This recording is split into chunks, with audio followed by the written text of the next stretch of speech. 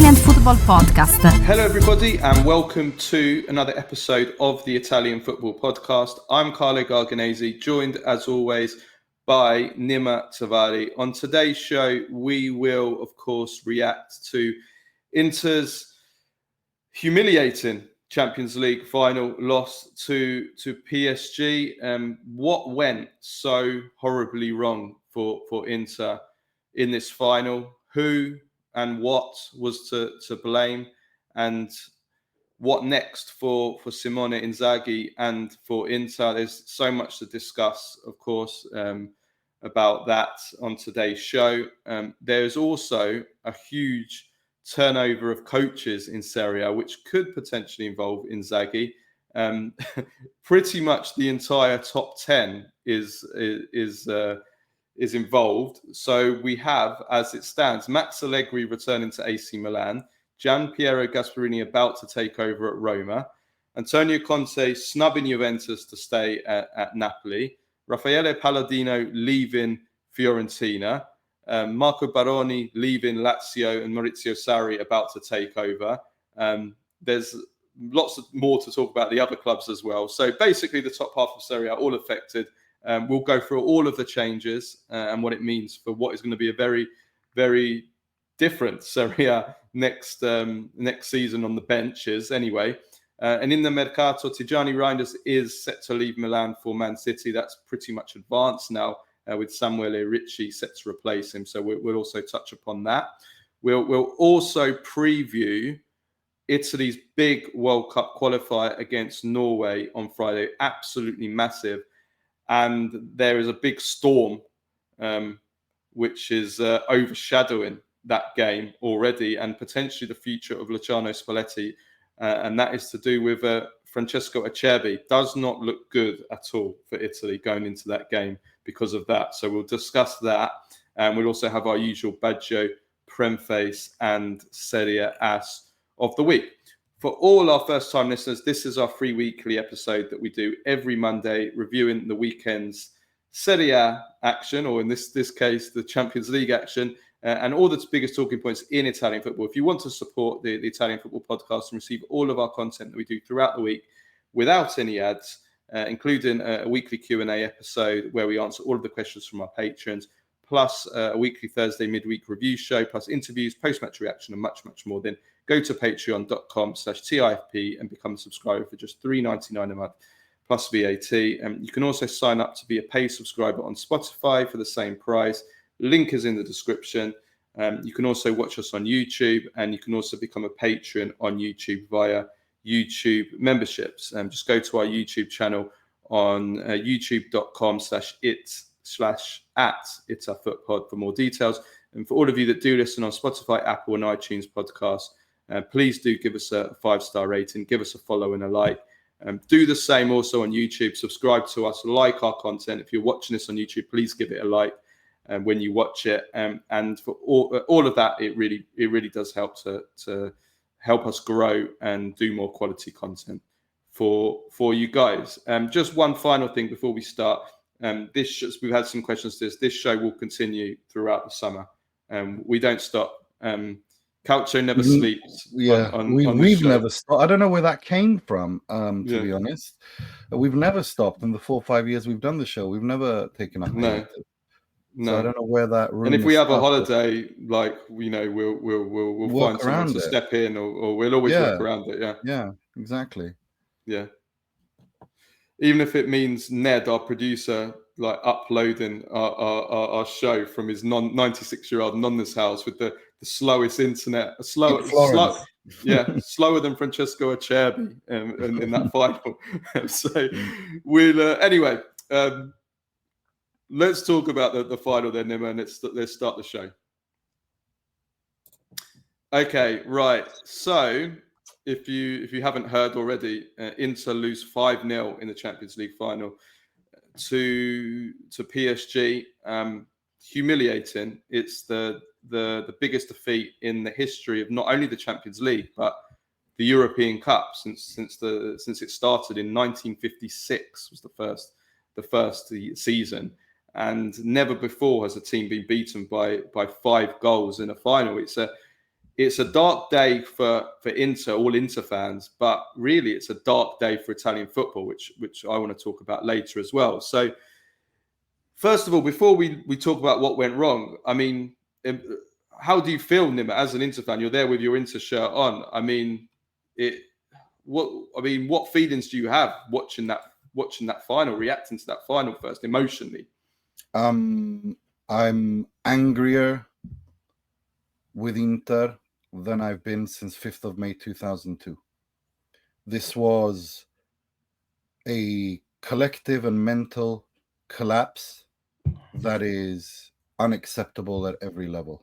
This eclipses 5th of May 2002 by a mile. Not because of the result, not because of the loss, but because of what Barella conceded after the game. They didn't play with any heart. They didn't turn up. And they didn't turn up from minute one. This wasn't... And PSG wanted it more, Barella said as well. Yeah, which is unacceptable. Unacceptable. It was, there's not a single Inter player that was saved in that game. Federico Di Marco, or Federico Di Gresco, as we can call him now, because that was he eclipsed what Gresco did. That 5th of May, Inter took the lead. They were in the game, and he's the one who pulled the rug out of Inter's feet. Here, they all did it collectively, but the defending that he did for the first goal, Di Canio called it Sunday League, calcetto. Steven Gerrard said he'd leave him in the dressing room at halftime. Freddie Ljungberg in Swedish TV said he'd yell at him at halftime. Bojan Djordjic, ex-Man United player on Swedish TV, said he'd send him to the airport to wait for the rest of the team. It's unacceptable to defend like that in a Champions League final. And those of you who've listened to the show for quite a long time would know that when we spoke about Di Marco in the Euros last year, and I said it, that the problem with Di Marco is that when he has a shocker, he doesn't even look like a professional footballer. The fall off is unbelievable. When he's when he's good, he's world class. But when he's awful, he barely looks like a professional footballer. And what we saw was that the attitude. Then it wasn't just him.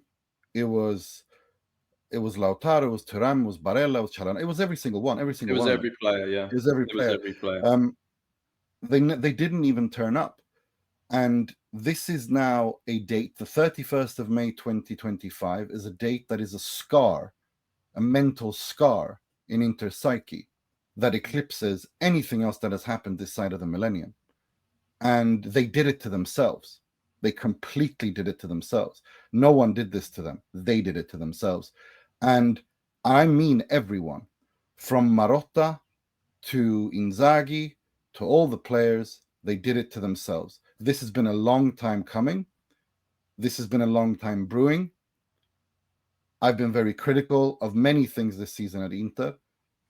And what we saw against PSG was, I don't think even if Inter had turned up and had a perfect game, I think it would have been probably too difficult to overcome PSG, because I think they are the best team, and I mean team, in Europe.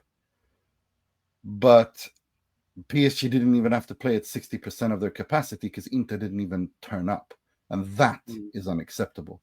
At Inter, Milan, and Juve, you can lose games, you can lose finals, you can even lose big, but if you have to turn up. If the opponent is better than you, they're better than you, but you have to turn up. They didn't even turn up, and that is a disgrace. And to me, not a single one of them, they didn't deserve to wear the shirt.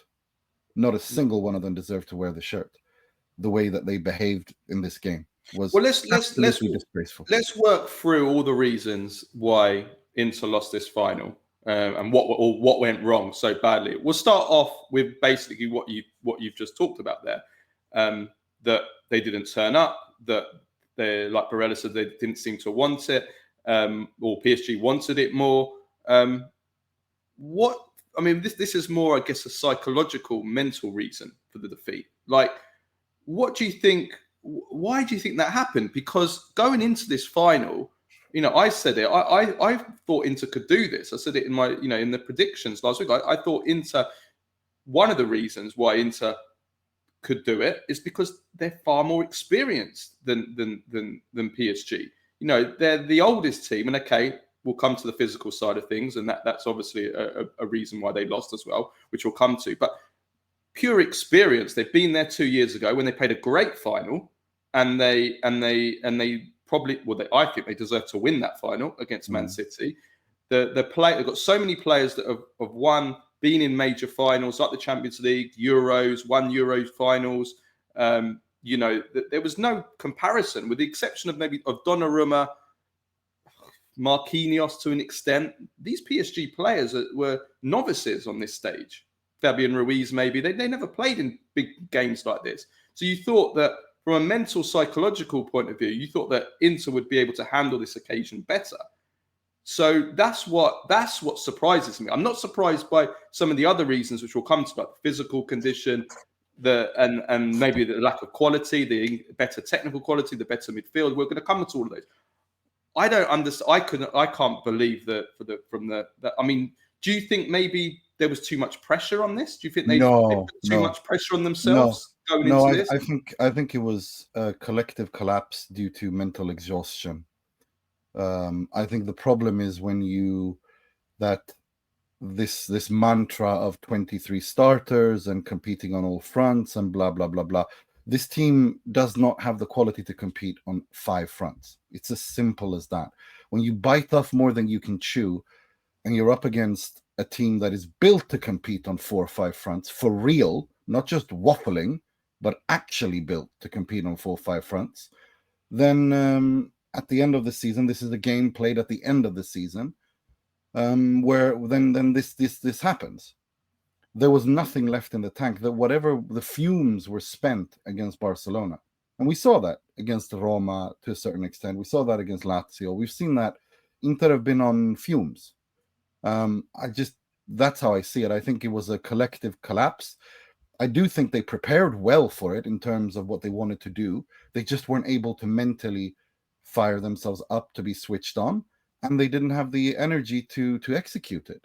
There was just nothing there. Okay, well, let's talk about physical side. Let's talk about then physically. The physical condition and age of this team is always a fine line between, and I said this in my prediction, a fine line between age experience, and being too old. Inter looked too old. And they got the oldest squad, I think it's around 30 or just over 30, the oldest squad in Serie A, the oldest squad in the Champions League. Playing against I think these are the youngest ever winners of the Champions League as well, by the way, PSG. This looked like a veterans team playing against a team of youngsters. It was, and like you said, we've seen this all season. This has been throughout the season. We've seen an Inter team that they can't run anymore, not for 90 minutes anyway. Acerbi said after the game that they were running twice as fast, PSG, and it's not an exaggeration. They can't press anymore. The physical condition of some players leaves a lot to be desired for one reason or another. Pavard, for example, hadn't played for a month. He didn't look fit. Lautaro hasn't played for a few weeks. He's come off that hamstring injury, which he rushed back from. Clearly was not fit at all. In fact, it might have been a bad camera angle, but he looked fat. He looked fat in the day before. There's a photo going around. It might just be a bad angle, an unflattering angle, which we've all, it's happened to all of us sometimes. But he looked like he's carrying a bit of timber in his belly there, like a spare tire. Like you could see it. I mean, but he did look well out of shape. Thuram, I don't think he's looked in shape in all of 2025. I don't think he's looked particularly fit in 2025. And then there's, like you said, the age of some of the players. Acerbi, I mean, looked old, really old. I think I said in the preview that, I can't remember if I said it or this week or the week before, but when Acerbi is up against a proper striker. He can still do a job. But when you play with a false nine, he's useless. And I think that's why they should have probably started De Vrij. But I mean, that's minor details. I think. But then De Vrij is not exactly.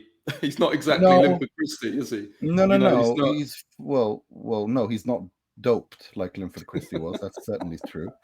Who actually won the Olympic 1988 100 dash? I mean, every single one of them, pretty much every. Well, single that was Johnson. That was. No, I know, but what I'm saying is who actually won it, because everyone has been done for doping in that final. If you go through the entire. Well, so was Limford Christie.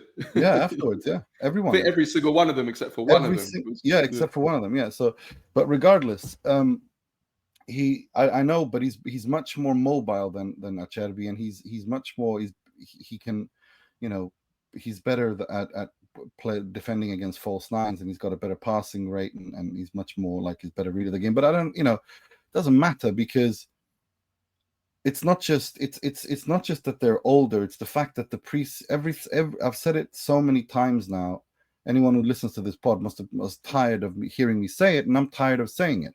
They got the preseason completely wrong, and since match day 1, Inter have looked exhausted and tired, physically and mentally, and they just weren't able to keep up going, doing what they did the previous season, where they outran, outfought, outthought, outclassed pretty much everyone they played. And this season they've looked like a shell of that. And I think it's because they just got everything wrong. They got the rehabilitation wrong. They got the preseason wrong. They got the in-between game preparation wrong in terms of physical prep and to maintain a level. They just got it wrong. And that's why Inter have essentially become reduced to a set pieces team. They can't create chances even anymore because they can't run. And when Inter, when they what we saw against Bayern Munich away was the only time this season that we've seen them to play like they can do, without possession, knowing how to suffer, outrunning their opponents. But they couldn't do it this season. They're not able to do that more than once every 6 months. And that is a problem. That is a big problem. And why that is, they need to have a proper, look through of what happened. And I've heard some murmurs about the athletic chief being the head of athletic department and Inzaghi's preparation staff being sacked as a result of this, that he didn't do a proper job. And that's an issue. But regardless, it was all of the above, and it was just unacceptable to watch. Can I just add, just to follow on from the discussion about the physical condition? I said this last week. I said when we were discussing, it might have been the week before, when we were discussing, there was the controversy over playing the Intercom game either on the Thursday or the Friday, and I know there was a potential for that to go to a playoff, and that would have changed things. But regardless, like, Inter ended up playing their reserves in that game, and I said, it can go both ways. You can either get the rest and be fully rested, 2 weeks rest before the final, or it can actually work against you and you go into that final out of rhythm. And I think if you look at how slowly Inter started in this game, they looked like they were out of rhythm. It was PSG, like you said, everybody said, literally they didn't turn up. And it wasn't until about midway through the first half where Inter started to find their feet and actually started to make a few passes. Now, I think obviously in hindsight, it's always easy to say things in hindsight, but I just raised the question last week, and that it can work against you. And PSG played in a cup final a week before, and they played their full strength team. I think it was just Kvaratskhelia because he had a migraine, didn't play. Other than that, they all played. And they got a good run out, and they'd only had a week rest, whereas Inter had 2 weeks rest, 13 days. So, I don't know. Maybe there's nothing in that, but I just think I think that it's about how you. Excuse me. I think it's also about how you. They were rusty. They were a little bit rusty. Yeah, no, but I think it's got to do with how you manage these situations as well. When you rest players into form, there's a fine line, and I think Inter just got it wrong.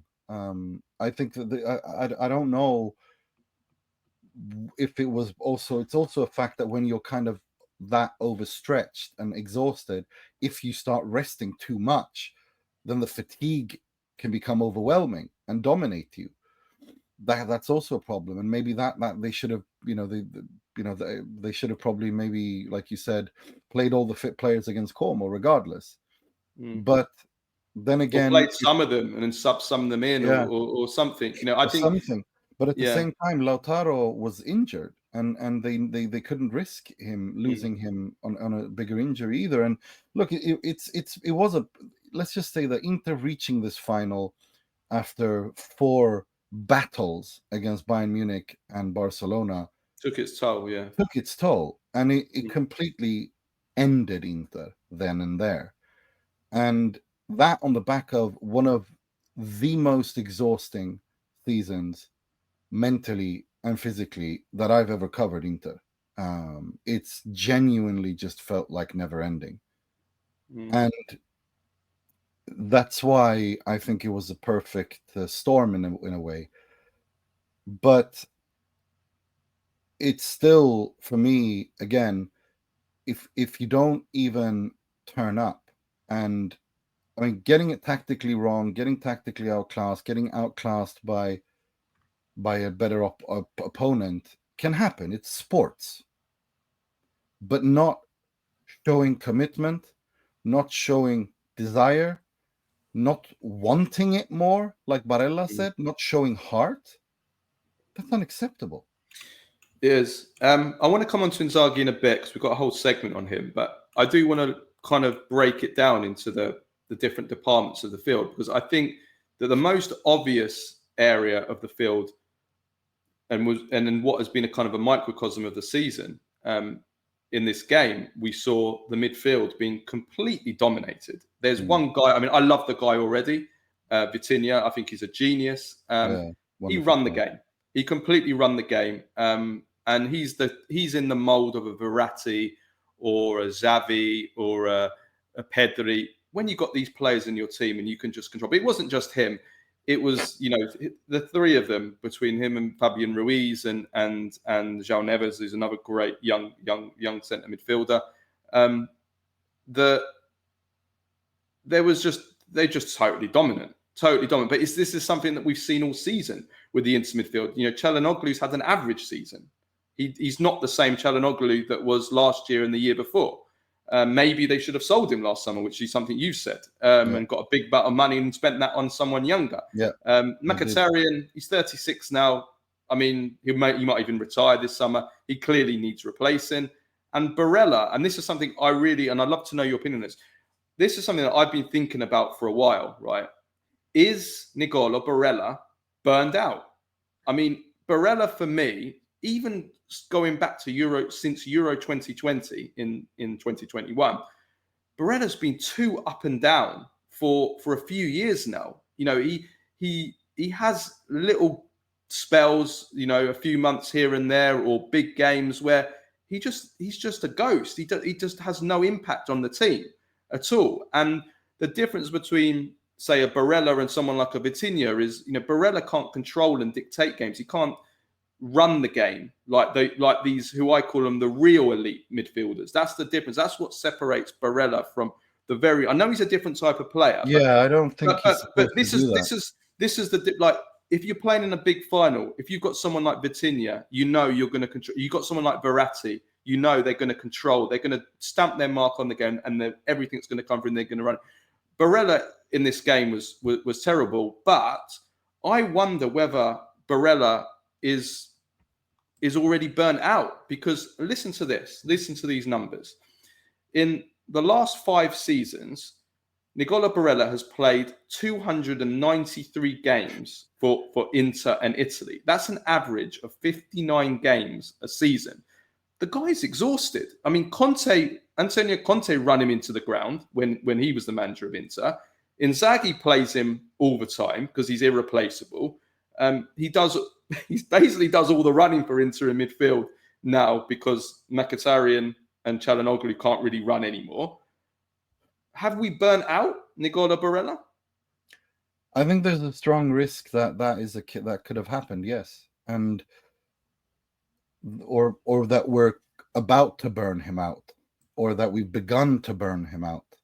And I think given the amount of games that we're seeing, the top players, I think we're going to see this more and more, that the longevity careers up until 36 no longer will be there, because we'll see more players burn out, and then at the age of 27, 28, if they break through at an early age, I think that is a serious risk. And that's the problem for football.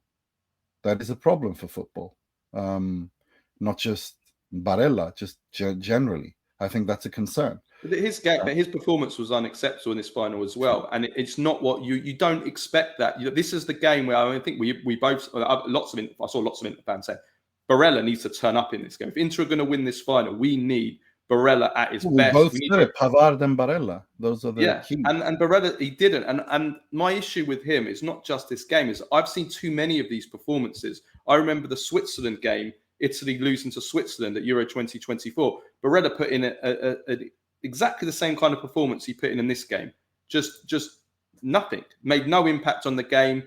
Defensively made mistakes. I mean, look at Barella on the second goal. That's just unacceptable to not even put a challenge. It's a Champions League final. He said it himself about them not wanting. You want that ball. You make that challenge. You win that ball. You do not let Pancho win that ball so easily.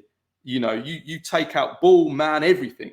This is a Champions League final. And then he got outrun. Was it the third or the fourth goal where he lost his man and they run off him? I mean, it's not acceptable for someone that's supposed to be a world-class centre midfielder and one of the best midfielders in Europe. It's nothing. We got nothing from him. And I'm not just singling him out. He was everyone. But I didn't expect that from Barella. I didn't. I expected it from Çalhanoğlu or Mkhitaryan. Yeah, but the problem is there is no depth. And I think that's also, again, when you don't have quality. I mean, look at the players PSG brought on. This is their squad. And then you look at the players Inter brings on, and that is their squad. When Inzaghi is under pressure to deliver results, and he has 12, 13, 14 starters at most, he's going to play them. He has to. Otherwise, the results will be dreadful and he'll get sacked. He's not there. That's the reality that professional sports is in. You have to deliver the results. And Inter don't have depth. They don't have depth in far too many positions. And that, over the course of a season, it's like a death by 1,000 cuts. When you turn up to the final, you're so battered and bruised and hemorrhaged from all these minor cuts that there's nothing left of you. And that's what happened in this final. Yeah. I want to talk about the defence, Nima, as well, because, and I've been speaking a lot about this, it's been a disaster for months. This isn't just one game. It's the beginning of the season. Beginning of the season, yes, but it's been really pronounced statistically since, the last 3 Champions League games, Inter have conceded 11 goals. I mean, how do you expect to win the Champions League conceding 11 goals in the semi-finals and the final? But it's not just that. It's not just in Europe. It's in Serie A as well. They've conceded 27 goals in 15 games, all competitions since the start of April. So the last 2 months of the season, the defence has been a systematic problem. The defence. But it's not the defence; it's the defending.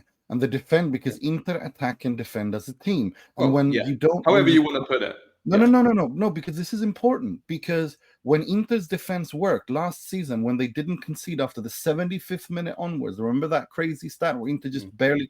It's because they had energy and they outran and they were able to grit things out. There is no energy in this team. They don't have it. It's not mental, it's fatigue. They just do not have it this season. And it's been like this from match day 1 against Genoa, when Bisek lost his mind and gave away that penalty. And even before then, I remember that game vividly. They look tired. And that's how it's been all season. Look, that's the problem here, is that when your midfield and your attackers can't put up the work rate needed to play your style of football, your tactics is built on 11 defending, 11 attacking. And when you can't do that, then you're going to get destroyed. You're going to require miracles. You're going to require, that you're going to have to rely on your opponents making mistakes. And that you can see that in both phases. That's why Inter have been reduced to a set-piece team. Yeah, that's what I was going to say. Offensively, it's like, again, it's the same thing. It's the same. We've been seeing this all season. Thing. I said, where would Inter be this season without corners? They have become, I joke, corners FC. I mean, they had 2 chances first half from corners. Thuram probably should have scored. He should have scored.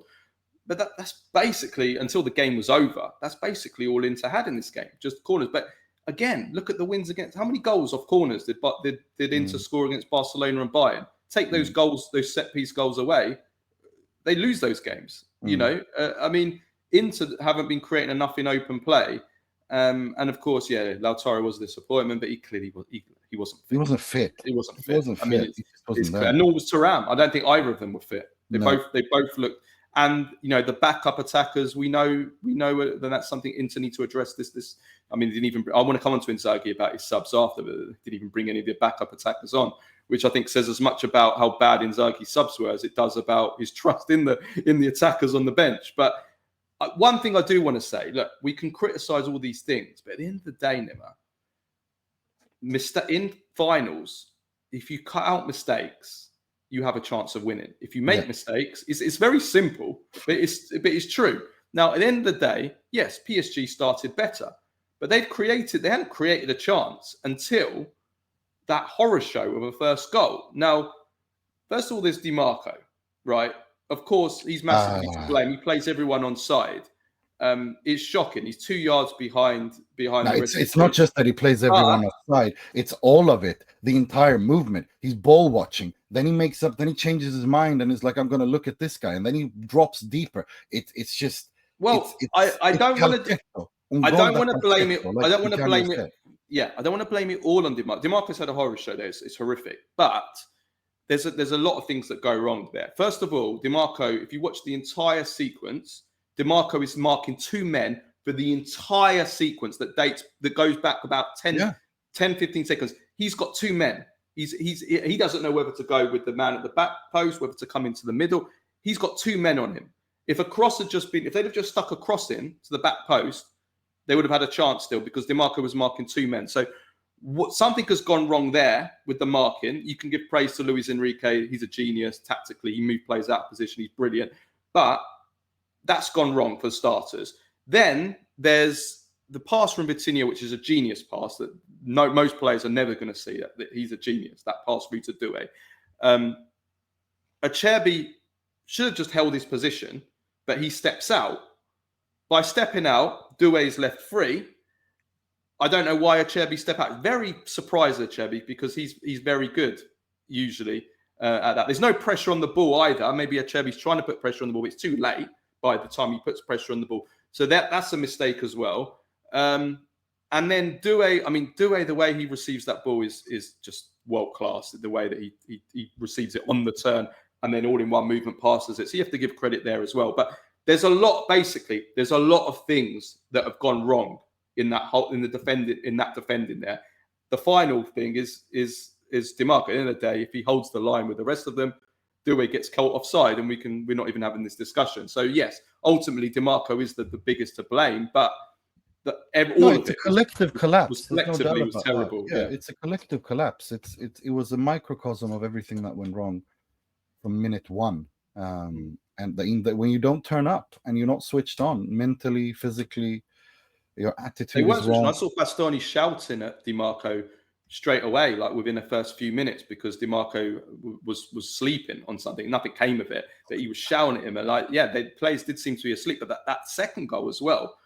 I mean, how do you concede a goal? I mean, that's the most Italian teams would never concede goals like that, like 20, 30 years ago. You would never get as much because he's too much of a chicken to push up and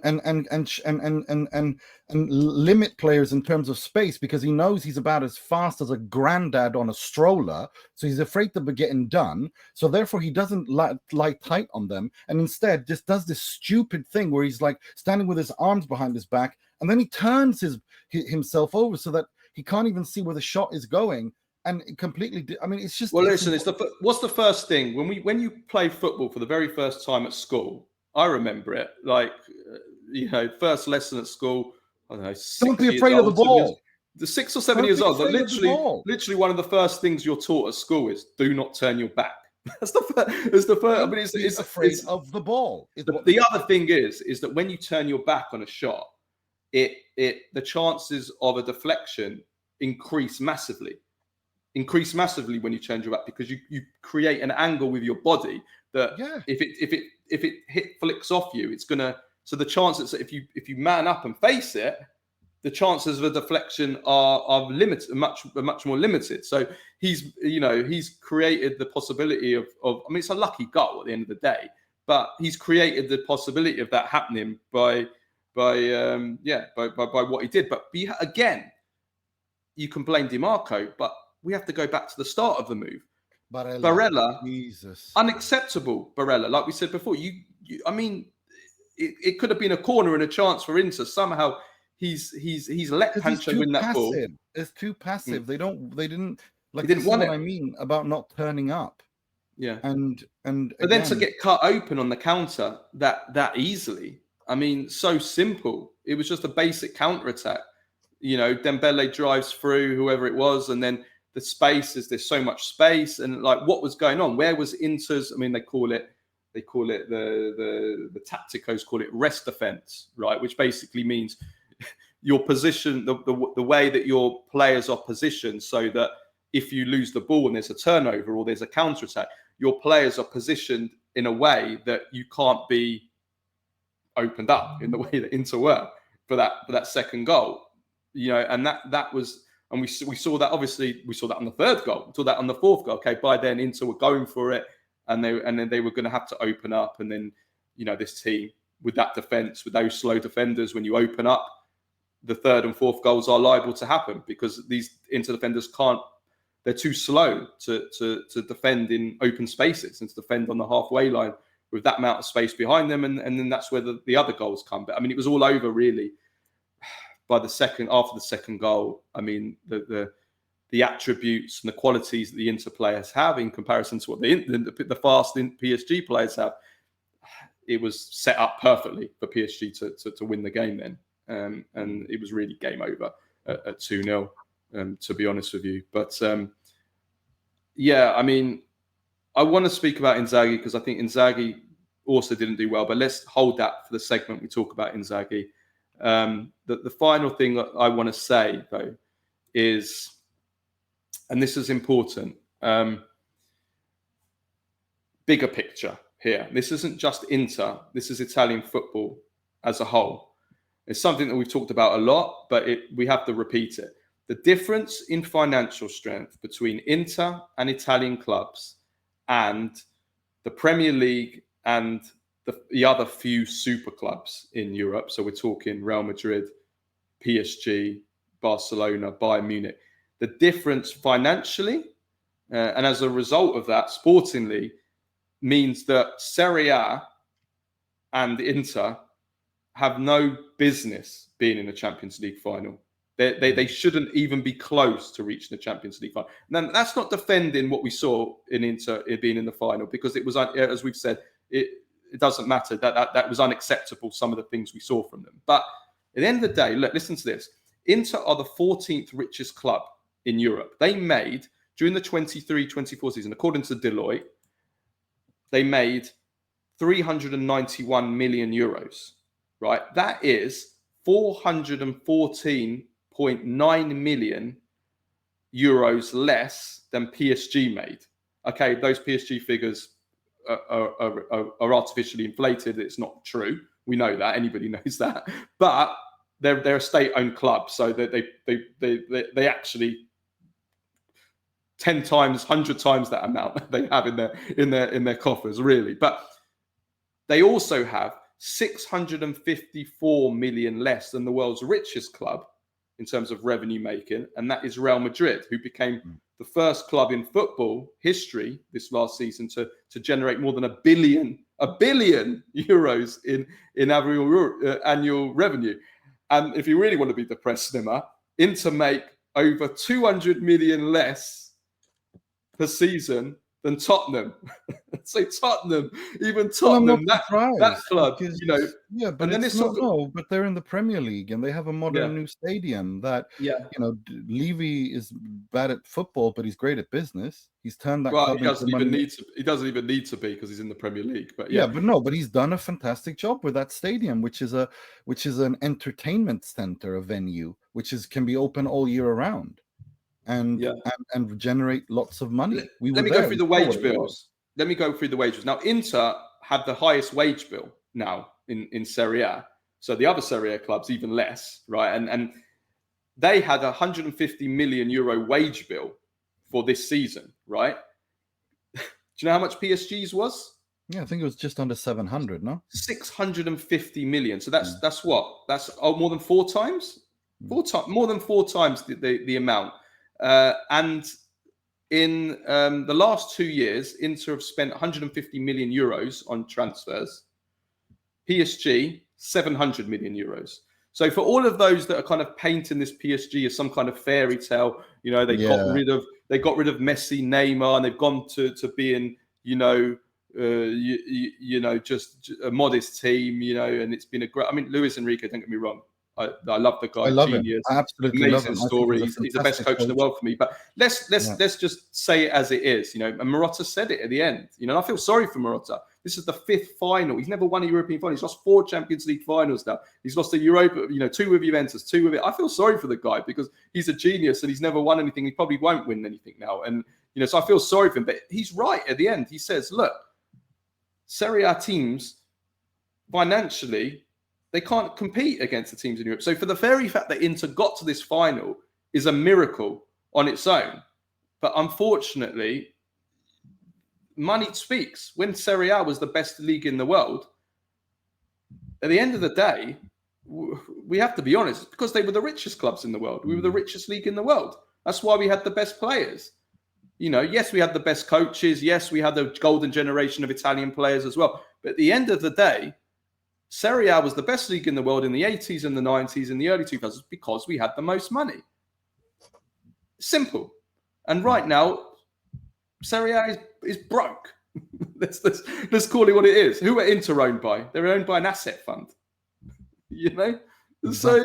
So we have to look at the bigger picture. We can sit here and hammer Inter, and rival fans can laugh all they want. And that's why I never laugh I'm always upset when Italian teams win, because it's a reflection of Serie A as a whole. Yeah, exactly. And it's a reality that is not very nice to look at, but it's a reality that is a reality, and that's why I kind of feel that when you judge, and it's not just that Inter have spent, you have to look at the entire Inzaghi tenure. Inter have turned 115 million profit from transfers. Okay, MLS giants like the Portland Timbers and Serie B giants like Pisa have a net spend that is lower than Inter's these 4 years. Okay, so you go into the two Champions League finals with a net spend lower than the Portland Timbers in the MLS is a really good job. It shows the craft of Inzaghi and it shows the craft of Marotta and how good they are. They're football men and they understand what needs to be done. But at the end of the day, you cannot win the Champions League with stopgaps. You can put a Snoopy Band-Aid on a gunshot wound all you like, but at some point, that difference in quality is going to show itself. How many free transfers were in this Inter team? So, you know, I mean, and how many aging players were signed? And it's like they've done the most they can. But again, I hate when people can't understand that many things can be true at once. Yeah. It doesn't mean that Inter are not blameless in this final. It doesn't mean that Inzaghi is blameless. It doesn't mean that Marotta is blameless. Yeah. Of course they have. And it doesn't mean that Inter don't have a good team, because they do. And they should have done better with that. There's nuance to this. Yeah, exactly. And they didn't do themselves any favors, and they embarrassed the shirt. They don't deserve to wear the shirt, in my opinion. None of them on that pitch. They should have been forced to take it off because it was a disgrace. and they dishonored the shirt with that behavior. I think the bottom line is this, though, for Italian football. This defeat is a terrible look on Italian football, on Serie A. It is. It is. That's not Inter's fault. Not blaming Inter for that. I know. I'm saying what I'm saying is this is entirely what should be expected given the financial strength of the league, how far Italian football has fallen. And again, look at the other teams. Juventus went out to PSV. Milan went out to Feyenoord. Atalanta went out to Club Brugge. Lazio. Who did Lazio go out to? This is what we're talking about. This is why we hammer the league and the people that run it on here all the time. We don't do it for likes or for attention or because because we we're attention seekers and we want to, we do it because we love the league. Because we grew up with the league. We want this league to be, and it's true, but we do it because we want the league to be better. And we offer solutions, and we want the league to be what it was when we were kids, when we were growing up. And it was the best league in the world, and it brought us so much happiness. And to see the league in a state where we're now losing to Dutch teams, we're losing to Belgian teams, we're losing to Norwegian teams, and we go to a Champions League final, and one of our teams suffers the biggest defeat in the history of the competition, then of course it's humiliating. So, that's why we go after those in charge. We don't care. We could be here and we could be nice to the league, and we'd probably get access to matches. We'd get to fly on private jets and go to banquets with Miguel Chicarese. But we don't want that. We'd rather want our league. We want our league to do well. So at the end of the day, nobody holds these people to account, and they don't. And that's why we're the state we're in. Get away with everything. I mean, the fact that this season, Inter have broken the record for Serie A teams in terms of annual revenue, meaning from 24 to 25. And they're still half of all the biggest clubs. When you look at the winner of the Serie A, Napoli, how much did they win? 15, 16 million euros? And you look at the winner of the Premier League is 100. I mean, this is the stuff we're talking about. Well, the relegated teams get more. Yeah. The biggest game in football is the Championship playoff at Wembley to get to the Premier League, not the Champions League final. No, it's the richest game in football. It's the richest game in football. Like when you talk about these things and you say that, well, you're not doing a good enough job, and they're not doing a good enough job. That's what we're talking about. But they don't care because they're not in it. They're not in it to, we need people. We need people running Serie A who are not in it for the money. Now that might sound ridiculous. No, we need people who in the Serie A who are in it to grow the league and not to be in a cushy job and have a cushy life and be. When I see some of these execs, like Chicarese, and I see him flying around and meeting and having his photo taken with legends and going to these galas, and it makes me honestly it makes my toe. What's the word?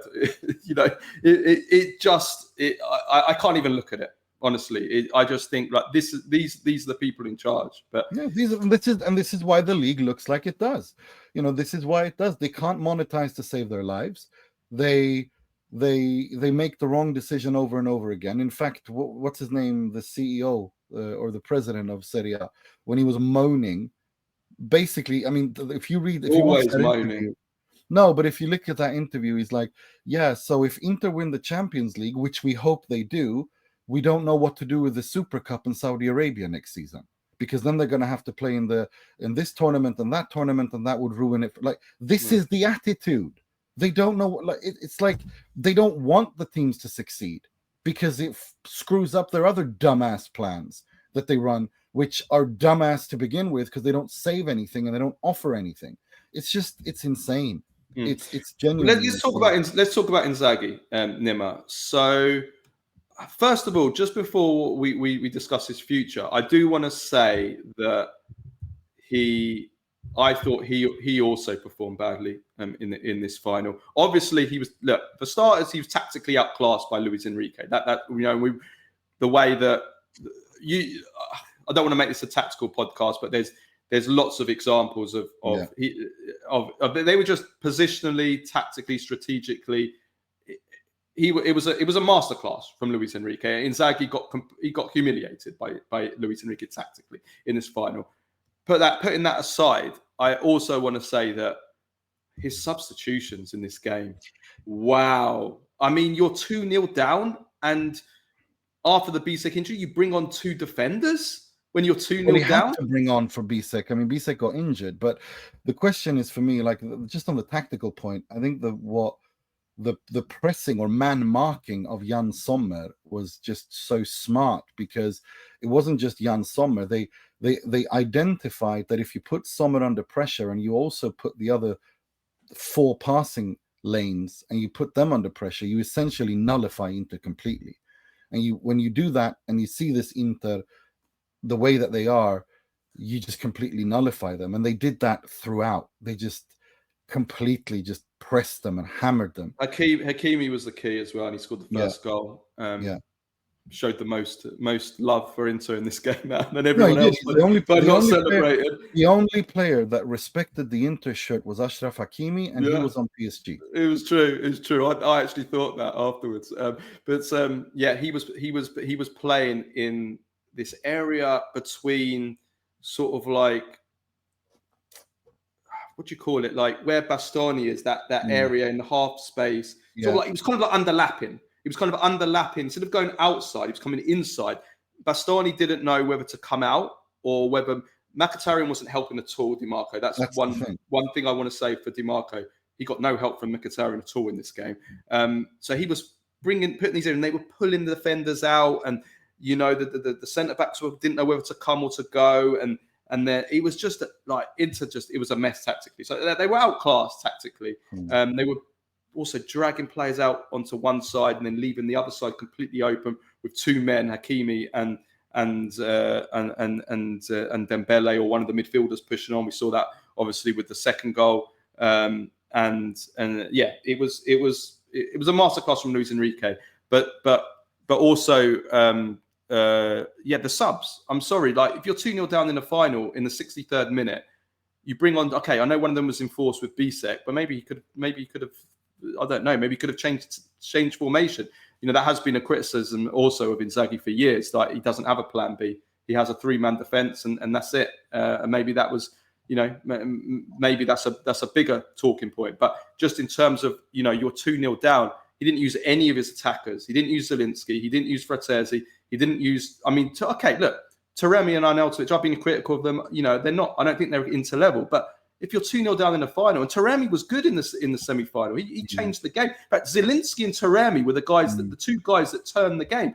And Frattesi scoring the winner against. And Frattesi scoring. So, surely you've got to bring on players. At that point, the energy, the way that the game was, this was over. But what do you have to lose? You lost the game 5-0 anyway. So at 2-0 down, 1 minute after we brought on those 2 players, they scored the 3rd goal, and then it is game over.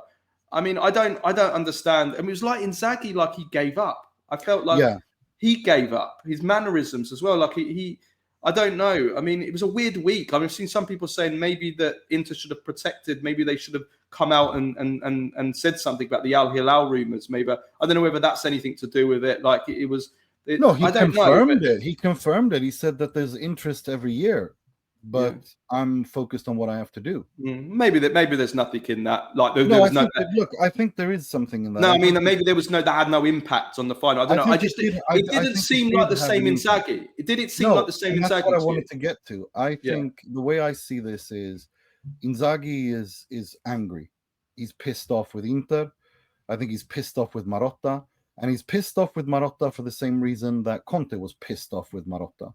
If you remember when Conte was at Inter the first season he was there, he said after the season ended, when he came out, Inter finished second, their best leagues finish in a decade. And he goes, I've been backed 0 by the club. And this has nothing to do with the Mercato. And that's Marotta. He doesn't back his coaches. He doesn't protect his coaches. Really? He protects his club, and he protects his relationships and his diplomatic relationships. What happened in January, February, when Inzaghi comes out and starts criticizing the referees? What does Marotta do? We don't want to create polemica. We don't want to create drama. That's essentially throwing Inzaghi under the bus. That kind of thing. That is what Marotta does. And Inzaghi's had enough of it because he feels that after 4 years where he's been alone, and he has been alone, because Marotta, that's just how he operates. And he's done it throughout his career. This isn't something against Inzaghi. It's just how he is. That has now reached fever pitch. And Inzaghi's had enough. And what about Oak Tree then? The lack of... Well, Oak Tree don't give a shit about anything other than the bottom line. They're happy. This has been a success for them. Inter have turned a 25-30 million profit this season that's going to end. For them, it doesn't matter. They're a hedge fund. They're an asset management fund. They don't give a crap about the football. They just look at the bottom line. They're looking to get that stadium built and then sell out a huge profit. They don't care about Inter. Inter is owned by a bank. People need to understand this. They're not owned by a family of entrepreneurs. And for the first time in their history, Inter and Milan are owned by banks and hedge fund asset management funds. Okay. Well, let's look at his future. Let's move on to Inzaghi's future then. But this is what I wanted to say. And that is Marotta may have just committed the biggest mistake in his career. Because if Inzaghi leaves, Inter are screwed. Inter completely screwed. Because Allegri's at Milan now. Conte's at Juve. You're going to bring in Mancini for a third time? I don't think so. Because Mancini is an Inzaghi. Mancini is he explodes if he's not backed. So what are you going to do? And he plays a 4-3-3. And if you think Inzaghi is tactically rigid, then I've got news for you. We'll come on to possible replacements in a second, Nima. No, but my point is exactly this, is that all the leverage is now at Simone Inzaghi's hands. And Inzaghi's pissed off. Yesterday, when Striscia la Notizia, wanted to the humor program met with him, Piero d'Oro, he was fuming. I've never seen him this angry. And it's not that they lost. He's just fuming at the situation. That's what I mean. He didn't seem like the same Inzaghi to me. He felt defeated, but also maybe just like... I've had angry, enough. Cold anger. Not I didn't see that emotion. I didn't see it. Just no, I saw a person that was angry and just it was not empty. Empty angry, and that's because that's been going on for being at Inter is difficult. As Trapattoni said, it's like going into a centrifuge. He's done it for 4 years, and he's done it without any backing, not just on the mercato, but on the sidelines as well. And he's been left to his fate, and that can drain you out. And now, if with Oak Tree talking about and Marotta talking about we need to rejuvenate the squad, which Inter need to do, but we need to change how we've approached. Well, in Inzaghi's ears, that sounds like we're turning into Arsenal now for the next couple of years, and nothing accentuates that more than these links of Cesc Fabregas coming in to replace Inzaghi. That is over. The project is, that to me is just, that's waving a white flag. That means you're no longer interested in running a project, but we're content in finishing top 4. You're going to start selling players at a profit like Milan are doing with Redbird. You're Arsenal. And you're bringing in Fabregas to play. Well, unfortunately, I think that's Italian. All Italian clubs, even Juventus and the Giuntoli. Okay, I know they spent money, but it's the policies changed towards younger players of a certain age, developing them. They have a value. Certainly, moving away from what we've seen at Inter in the last few years of buying. Look, I think it's good to rejuvenate. They have the oldest squad in Serie A. That's not the point, and they need to do it. And they need to. They need. Every cycle has a beginning and an end. I just think that's Italian football for you now. I think there's a difference because Juve don't sell players like Milan are selling players. Okay, they don't do that. Not yet. Well, no, they won't. They won't. As long as the Exor is there, they won't. They'll always sell players. Moggi did it when he sold Zidane and brought in 3. Like that's different. That's a different thing.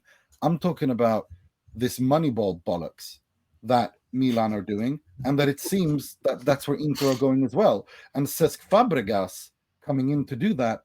So you're bringing in, essentially, you want to be a cheap knockoff copy of Barcelona, and you're bringing in Arsene Wenger into the club as well.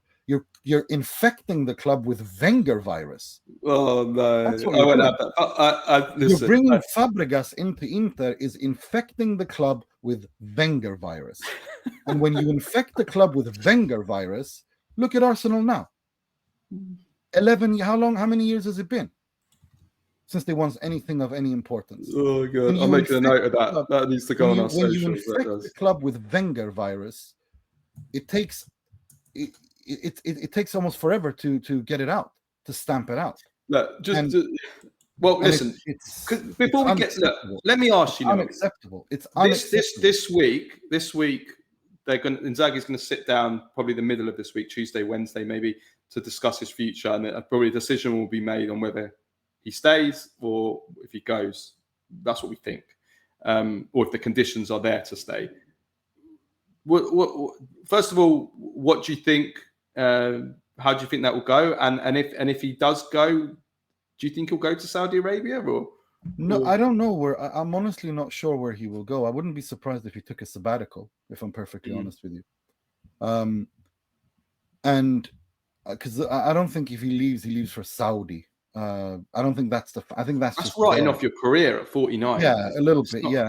Yeah, and I don't think he's too like. I think the main thing here is that he wants guarantees, and the guarantees are not to be thrown under the bus the way that Marotta has done it these 4 years, that stand by you the way that maybe not as vehemently like that De Laurentiis does to Conte, but anytime Conte has a minor issue with a referee, De Laurentiis backs him immediately, which is the correct way to do it, by the way. I'm not criticizing De Laurentiis and Conte. I'm saying Inter are in the wrong here. Inter should be doing what they are doing. Inter should be doing exactly what every other club in the Serie A is doing when it comes to stuff like that. And they're not. That's the one thing. Secondly, Inzaghi doesn't have a problem with rejuvenating, but it depends on how you rejuvenate. If you're going to bring in 23, 21-year-olds without any experience and expect them to compete for Serie A titles, he's not going to accept that. But if you're going to bring in younger players with experience who you can develop and still grow, then that's fine. That's what this is going to hinge on, I think, more than anything. And I honestly can't tell you how that will go. I think it's 50-50. I think it's a big chance that he leaves. And if he leaves, Inter are screwed. The alternatives are De Zerbi, Fabregas. I mean,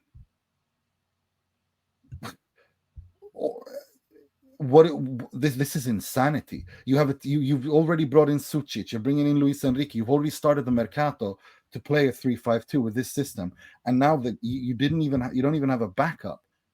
Allegri's at Milan. Allegri would have kept this together, and you've worked with him before, and he's at Milan now. So what do?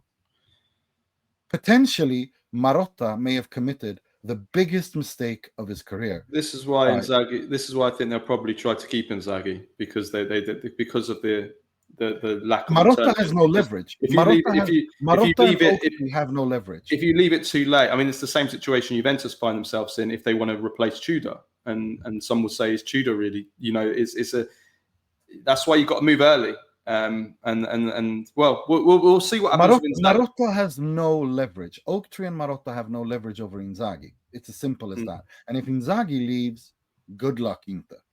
Good luck, Inter. Bringing in Cesc Fabregas, who's been a coach for 11 months officially, because he didn't even have his coaching badges in the Serie B. Done a decent job. Plays a completely different style of football. And now you're essentially turning into a tiki-taka knockoff copy, where you're just going to there to entertain, and you're going to develop players and sell them on as a profit. Well, goodbye.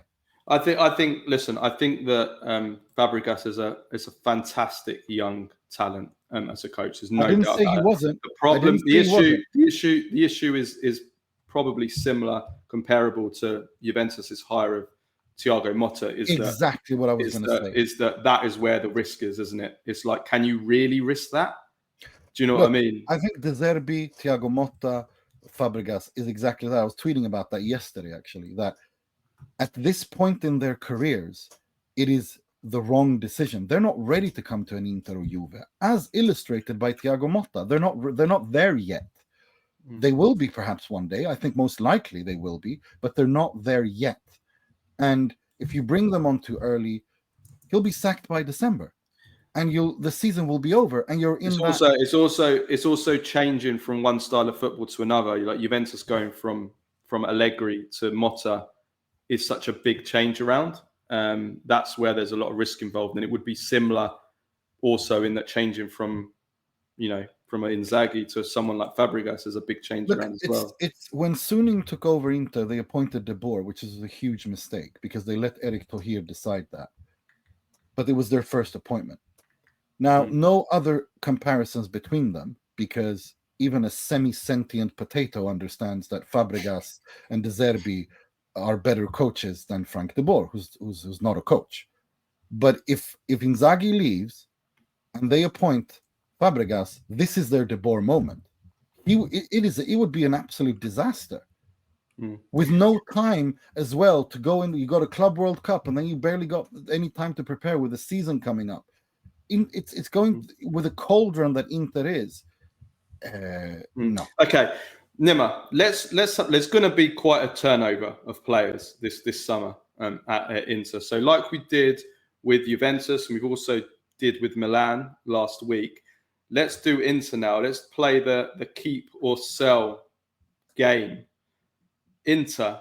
So let's look through their squad, Nima, starting off with the goalkeepers. So, very simple.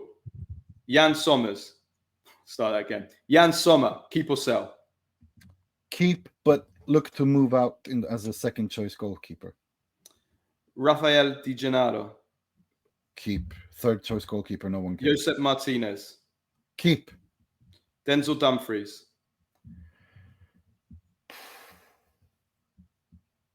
Keep. Stefan De Vrij. Sell. Francesco Acerbi. Sell. Benjamin Pavard. Keep. Carlos Augusto. Keep. Bisek. Sell. Di Marco. Keep, but rotation player. Ooh, okay. Darmian. Sell. Alessandro Bastoni. Keep. Zielinski. Keep. Fratesi. Sell. Çalhanoğlu. Sell. Ooh. Christian Aslani. Sell. Mkhitaryan. Sell. We're going to say retire. Barella. Keep. Valentin Carboni. Sell. Zalewski. Keep. Arnautovic. Sell. Put in a catapult and throw him into the Vesuvius in Naples. Marcus Thuram. Keep. Lautaro Martinez. Keep. Joaquin Correa. Keep, obviously. Yeah. Put him in that catapult with Arnautovic. Throw them into the lions or into the volcano. Oh my god. I can't cope with this, man. Mehdi Taremi. Sell. This is ridiculous. It's been an absolute disaster, and just get rid of him. It's been an absolute. Nima turning on his countrymen. No, I haven't turned on anything. It's not working, and when things don't work, you need to do something serious. It's not working. Tejon Buchanan. Sell. It's not going to work. And Thomas Palacios. So he's been a disaster as well. Yes. Right. Okay. So let's talk about Nima's favourite subject now, away from Inter.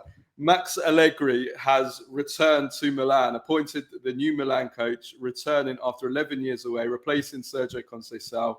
2-year contract, option of a third. Of course, he won the Scudetto in his first spell as manager in 2011. And just before we talk about him, I have to say that our patrons have been celebrating non-stop since this news, because they know that when Max Allegri is in Serie A, it means one thing. It means that myself and Nima are going to be arguing non-stop for the whole season about Allegri, because we all know that Nima is Allegri's biggest fan, and I'm his biggest enemy, let's say, right now. So Allegri is here, Nima. First of all, you're delighted, obviously, by this news. Yes, I think he's an excellent coach. I think he comes back to a Milan with a point to prove, a Milan where everything is destroyed, and they need to rebuild a core with discipline and structure, and I think Allegri provides that. And it's an environment that he knows. It's going to be, I mean, Iglitare is there. I think that's the main thing. They actually have a sporting director with Iglitare. And I think the fact that I think those two will work very well together, that's very important. And I think that Milan are actually in a good position now. And even if with Tijani Reijnders going and bringing in Ricci, I think that's a really smart move. We're going to talk about that in a bit. I think that's a smart move with Allegri coming in, that is. I think he will create a team that is structurally sound defensively.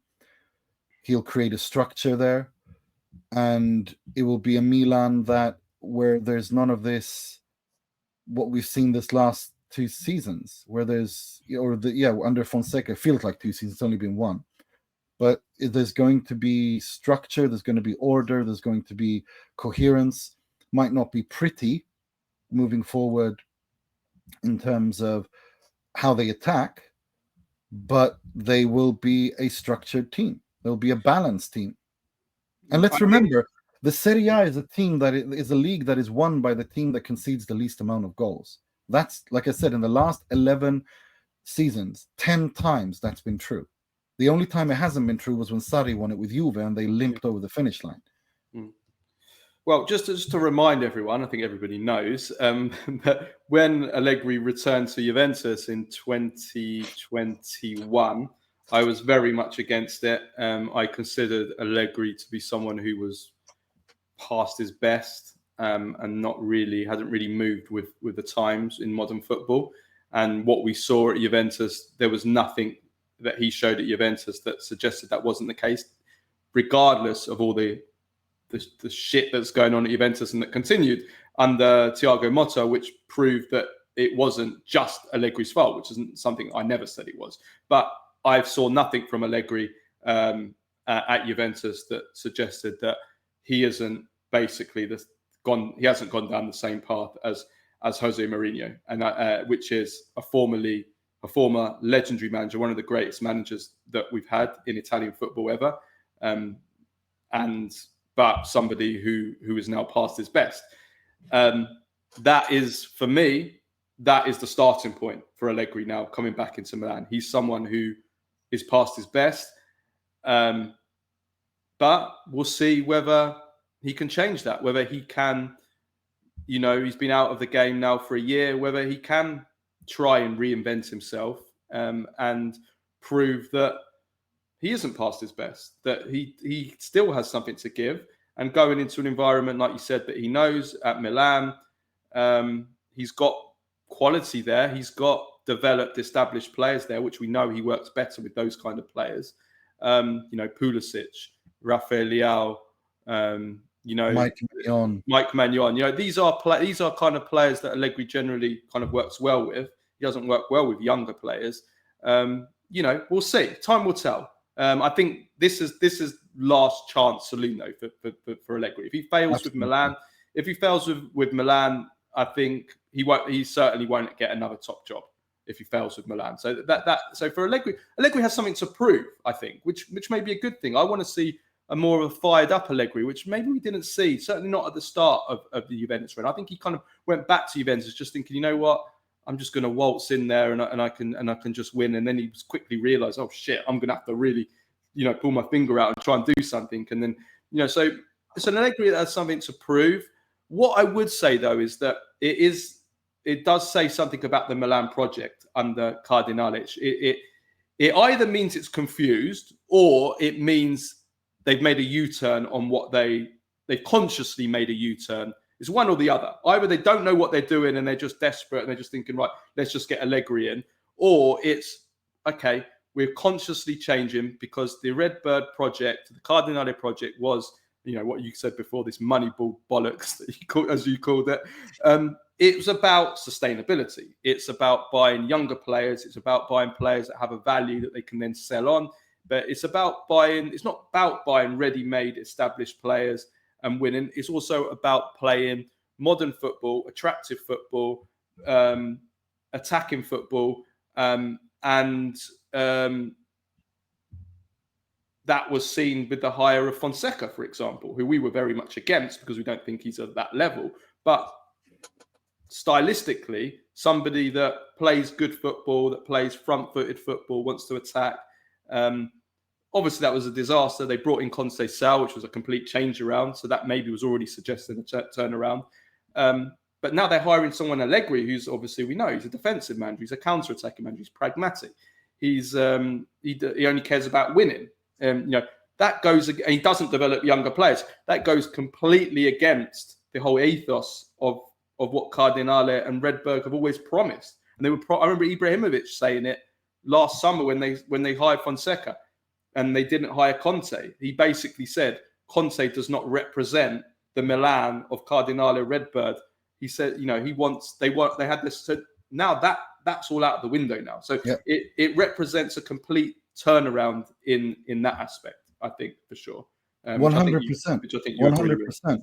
100%. And they have to do that because they're not in Europe next season, and they need to come back to Europe. They need to come back to the Champions League, and Allegri will most likely do that. In fact, I would go so far as to say that given the mess at Juve, and if Inzaghi leaves Inter, Napoli and Milan are in excellent position to win the Serie A next season, because Conte staying there is continuity. Already they're bringing in De Bruyne, who's going to do well in the Serie A. We know that. There's talk of Jonathan David perhaps coming to Napoli as well. Inter have pulled out. It's between Juve and Napoli. That's a fantastic signing. It actually is looking like De Laurentiis is providing the kind of continuity once Osimhen has been sold as well, and they're actually providing the kind of continuity that Conte wants. And if he does that, well, I don't see why Napoli can't open up a winning cycle. Yeah, we'll come to Napoli in a second. I just have one. But also Milan, Allegri as well, because Allegri does risk minimize. And again, this is a league that gives. That rewards risk minimization more than often. Well, one thing I will say on Allegri's side is that we know that Allegri likes to, with his attackers anyway. We know he's not good at constructing play, building up attacks, creating chances, but he likes to rely on attackers that are established already and give them the license and freedom to just do their thing and create for themselves. Now, in Rafael Leao, actually, in a weird way, even though he doesn't like defending, in a weird way, might actually be the kind of player that does well under Allegri. Because he will just allow him to be himself, and even kind of like how Pioli did. He'll find a system and then let Rafael Leao do his thing. It might work. We'll see. But one thing I do want to say is, with Allegri, my message is, we know Allegri with youngsters, he doesn't develop them. That's just a fact. That's on record. He does not develop young players. That doesn't necessarily mean he doesn't play them. It just means he doesn't develop them. He's not good at improving young players. He wants established players. So my message to Francesco Kamada is, get the hell out of Milan now. Get out of Milan. Max Allegri is a disaster for young talents, and he can't develop young talents. Kamada should leave Milan. If Kamada stays at Milan, basically his options are getting scraps with the first team and not improving at all, not developing under Max Allegri, or he plays with Milan Futuro in an amateur league in Serie D against bin men and plumbers. So Kamada, what's your choice? Scraps with Allegri or play against plumbers in Serie D? So I think, look, Kamada, Liberali, I don't think this isn't a good move. This is the negative, certainly a negative one. This isn't good for Kamada, Liberali, these kind of players, because we know Allegri is not. He's just not. That's just not what you don't bring in Allegri if you want to try and bring through youngsters from your academy, improve them, because he doesn't have that. He's just not able to do that. He doesn't improve players. Not young players anyway, attacking players, offensive players, maybe defenders. I think he'll be good for some of the defenders. I think somebody like what's his name, the Serbian warlord, Pavlovic, yeah. I mean, Pavlovic could be someone who develops well. I don't know why I said warlord. He just looks like a warlord. He looks like somebody you don't want to. He looks like a bouncer at an underground, like after hours nightclub in Belgrade at 6 a.m. Well, you don't want to face him on the battlefield either, do you? Yeah, I mean, no, like he does have that kind of, He looks like he does have that kind of scary vibe about him. Yeah, I think he will improve, and I agree with you on Ricci though. I agree with you on Ricci. I think that Ricci will be smart move. Ricci will be good under Allegri because it actually calms Milan. I know that they'll be unhappy that Reijnders is sold, but if you're going to bring in Allegri, you need to get rid of Reijnders, and you need someone like Samuele Ricci. I think that's just a smart move. Well, they've needed Ricci for the last 3 years. They've needed somebody at the base of the midfield since Benacer got injured. They've needed somebody that can protect the defense, which will help the defense not be so leaky. They've missed that for ages. And so regardless of what happens with Reijnders, it looks like he's going to lead to Man City. It's a huge, again, it's as bad for Milan as it is for Italian football that we can't keep hold of our best players. Unfortunately, it is what it is. But I think this is a smart move by Milan. If you bring in Allegri, Reijnders is useless. He's not going to be given the freedom he wants to express the football that he has. It's just stupid to keep him. At this point, they need Ricci more than they need Reijnders under Allegri. So I think that's actually a smart move by Milan. And they'll have money over to spend as well, which they definitely need, given that they're not in Europe anyway. So this is just, I don't have a problem with this if the replacement is Samuele Ricci. But we'll have to wait and see. He doesn't have the same. They're going to still need someone to provide goals from midfield. So I still think they're going to need to buy somebody else in centre midfield. But it's going to be interesting to see what happens with Theo Hernandez now. Theo Hernandez is a club decision. They decide to sell him. They're not going to give him the money for he's asking for. So I don't see him. I don't see him signing a new contract. Put it that way. He either gets sold or he runs down his contract. Yeah, I think it's one of the other. Let's talk quickly about. This is quite old news now, but we haven't had a pod since the news came out. Antonio Conte has rejected Juventus and stays at Napoli. It all come down really. We have to say De Laurentiis has really. He's back to his best. We were hammering him last season. He's played. He's played a blinder here with. Not only did they win the Scudetto, which makes him now one of the legends of Italian football presidents, but he's managed to convince Conte from a position where Conte had basically decided to leave. All the people I've spoken to said that this was virtually almost rubber stamped. It was almost guaranteed, basically giving his word to Juventus. All done. De Laurentiis has sat him down and he's managed to convince him. He's convinced him. But what I love about De Laurentiis is we've seen a different De Laurentiis. De Laurentiis, after the first Scudetto, was arrogant. He was, when all the word about Spalletti maybe leaving, he the way he behaved like how dare you even think about leaving our club? We don't need you. We're better than you. I'm the one that made. When did you see how he's behaved? Like everybody knew that Conte would have decided to leave. He behaved with such class. He praised Conte. He embraced him on the pitch at the end of when they won the Scudetto. He was calm. He was collected. He sat him down. He had a meeting with him, and he sold the project to him. And probably Conte was quite impressed by the way that De Laurentiis handled himself, as well as obviously promising, look, you've got De Bruyne. You're going to get 150 million in the transfer market to spend. You're going to get more power. You're going to get a better salary. Of course, all these things. I don't think De Laurentiis, we have to take our hat off to him. He's played this brilliantly. As this is like the polar opposite of after when Spalletti won the Scudetto, where exactly like you said, it was arrogance and narcissism. Here it's the exact opposite. Here it was humility. It was basically professionalism and humility, managing to handle Antonio Conte, managing to win Conte's confidence over in the project that, no, actually, this is the beginning of the project, not the end of it. We do have problems in the squad. We're going to play in Europe next season. This is what I'm bringing in. I'm bringing in the experience, but I'm also bringing young players with talent. We're going to have that balance between young and old, which we need to have in order to compete in the Serie A and also do something in Europe in terms of getting to a quarterfinal, something like that. And that just won everything over for Conte. And Conte's not stupid. Conte knows, had he gone to Juve, it would have been again year zero. You know, here he's got everything already there. He's got players who love him. The fans love him.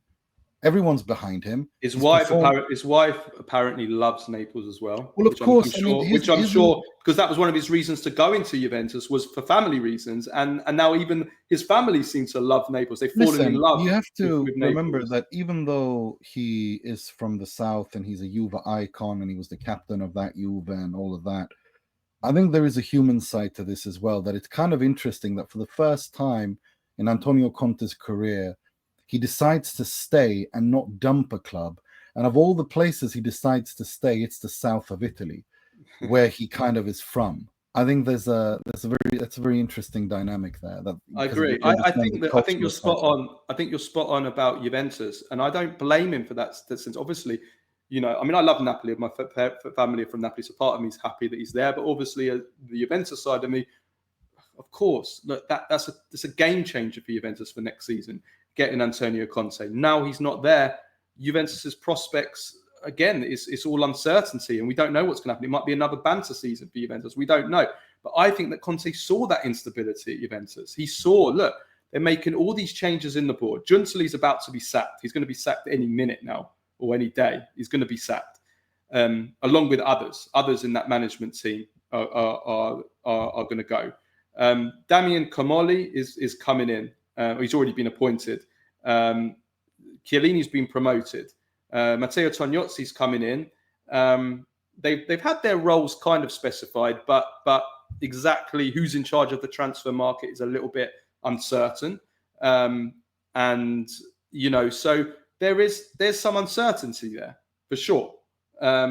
Whereas with and also how good these people are in their roles. Comoli, for example, you know, he was fantastic as a scout at Arsenal. We're going back more than 2 decades ago in Wenger's first self, bringing in basically having the French market and bringing all these great young French talents that unearthing them, which helped Arsenal like be the Invincibles, you know. But then when he moved up into higher positions, you know, I don't think he did so well. Like at Liverpool, I wasn't impressed with him at Liverpool. No. He was disaster at Saint-Etienne. He's been at Toulouse for the last years. Like for me, I always rated Comoli very highly as a scout. When he's moved into higher positions, you know, I don't pretend to be an expert in all of exactly what his dealings, but the bottom lines are he wasn't very successful at Liverpool and Tottenham. He was okay, you know. So I think there's uncertainty over, you know, Chiellini's obviously a novice in this role as well. So I think Conte saw that instability, and De Laurentiis promising him all these things that we mentioned. Yeah, I think yes. Okay, Napoli have an aging team. They have a very thin squad. They need a lot of work. They're going to be able to cope on 2 fronts. But given the alternatives, I think I don't blame him for making this decision. And he can always go to, I mean, if we're going to talk about Juventus, where do Juventus go from here? Yes, it's uncertainty. It's a bit of a mess. The options are not there. Gasperini was a backup. He's now going to Roma. You know, they missed out on Conte. So they're a bit like Inter if they lose Inzaghi. It's like, well, who the hell do they go to? I mean, Marco Silva's now the favoured choice. I mean, he's at Fulham. I like him. He's done a good job at Fulham. But we're talking a mid-table manager that's managed other teams like Olympiacos and Everton. Are you really going to bring Marco Silva in? That's a huge gamble. You know, who are the other options? Again, they're gambles. They're uncertain. So for Juventus' point of view, I think they're better off sticking with Tudor. I was just about to say, I think Igor Tudor is actually a good coach, and I would have rather, I think at this point you stick with him. I'm not sure bringing in someone else is of all these names being mentioned, unless it's Roberto Mancini, but they don't seem very keen on Roberto Mancini, which I think is a bit strange. Because I think if you want a name who understands big clubs and big players, and was actually very good at developing young players, is Roberto Mancini. He's done it throughout his career at club level and international level. But if you don't want the Mancini because he comes with his own baggage and his own problems, if you don't want that, well, then stick with Tudor. What's the problem? He's shown that he's a decent coach. I mean, it's better the devil you know. I think so. But I think, I agree. Yeah, I think it's a bit deflating for Juventus. It's funny how things turn around in football so quickly because, a few weeks ago, we were like, I mean, forget about the Scudetto, regardless of whatever happened in that Scudetto race. But looking ahead to the next season, a few weeks ago, we were like, Napoli next season, they're not going to be able to cope. And now we're looking at it and we're looking at the chaos at Juventus, the potential chaos at Inter. All these, which is what I want to come on to now, all the turnovers in managers, all these clubs. And I think you're absolutely spot on. I think that Napoli, as it stands now at the start of the summer, are in the best position of all the Serie A clubs going into the Mercato. Of course, things can change in the Mercato. Players can leave, players can join. You can have a good market, you can have a bad market. Lots can change. But at this point now, Napoli are in the best position. And I never would have said that a few weeks ago. So it just shows how things can change so quickly in football. They really can. No, it can. And also when the clubs in question self-harm, like Juve have done and like Inter have done or potentially could do, then you also look at someone like De Laurentiis and what he's done is he's learned the lessons of previous mistakes. He's kept Conte. He's actually looking to push on forward and open up a winning cycle. And just the final thing I want to say about De Laurentiis is I also like how he never would have given a 2-year contract with a third option to someone in their 30s, let alone a 34-year-old like Kevin De Bruyne. So again, that showed that he's been willing to also, a bit like Conte as a manager, to actually, even at his old age, to actually show, you know what, you can still be better. You can still, even at the age of 75, you could still add more to you. And so well done to him. Let's just go through, because we're way over. Let's just quickly go through the managerial changes that could happen, because let's talk about Gasperini at Roma. I will talk about Gasperini within this. So first of all, let me go through all the changes that are going to happen in Serie A with the managers. First of all, Napoli, Antonio Conte looked like he was going to leave. He now stays. Inter, Inzaghi could leave this week. Atalanta, Gasperini leaves after 9 years. Who's going to be the replacement? We'll see. Juventus, Igor Tudor could leave. We'll see, but it's not going to be Antonio Conte. Roma, Claudio Ranieri leaves. Gianpiero Gasperini is about to be appointed any day now. Fiorentina, Palladino leaves. We'll see who will be the replacement there. Lazio, Marco Baroni is about to leave. Maurizio Sarri is very close to returning, which is incredible. Milan, Sergio Conceição leaves. Allegri has officially been appointed. Bologna, Vincenzo Italiano is staying. He's signed a new contract. And Como, Cesc Fabregas, as we know, is wanted by Inter to potentially replace Inzaghi. And he's also liked by many other Italian clubs who need new managers. So that's the top half of Serie A, and it's a huge turnover. It's going to be a completely new. Every team is going to be pretty much, most of these teams are going to be completely different next season. So it's going to be very exciting. But yeah, first of all, Gasperini. Let's talk about Gasperini. Two things. First of all, well done on an incredible job. At Atalanta, 9 magical years for a provincial team. Winning the Europa League will go down as one of the greatest moments in Italian football. And Atalanta are a team who I think we're never going to forget, the Gasperini and Atalanta. Like the football that they've played, the players they've developed, it's just been a magical fairy tale, really, from start to finish.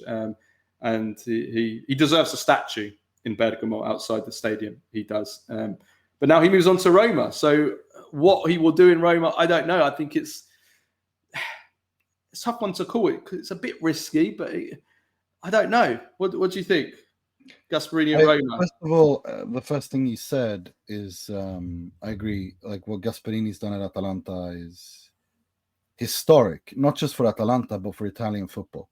I think showing the football he played the winning the Europa League, the Champions League runs is so impressive. So unbelievably impressive. So I think Italian football definitely should pay homage to him regardless, because what he's done is a miracle.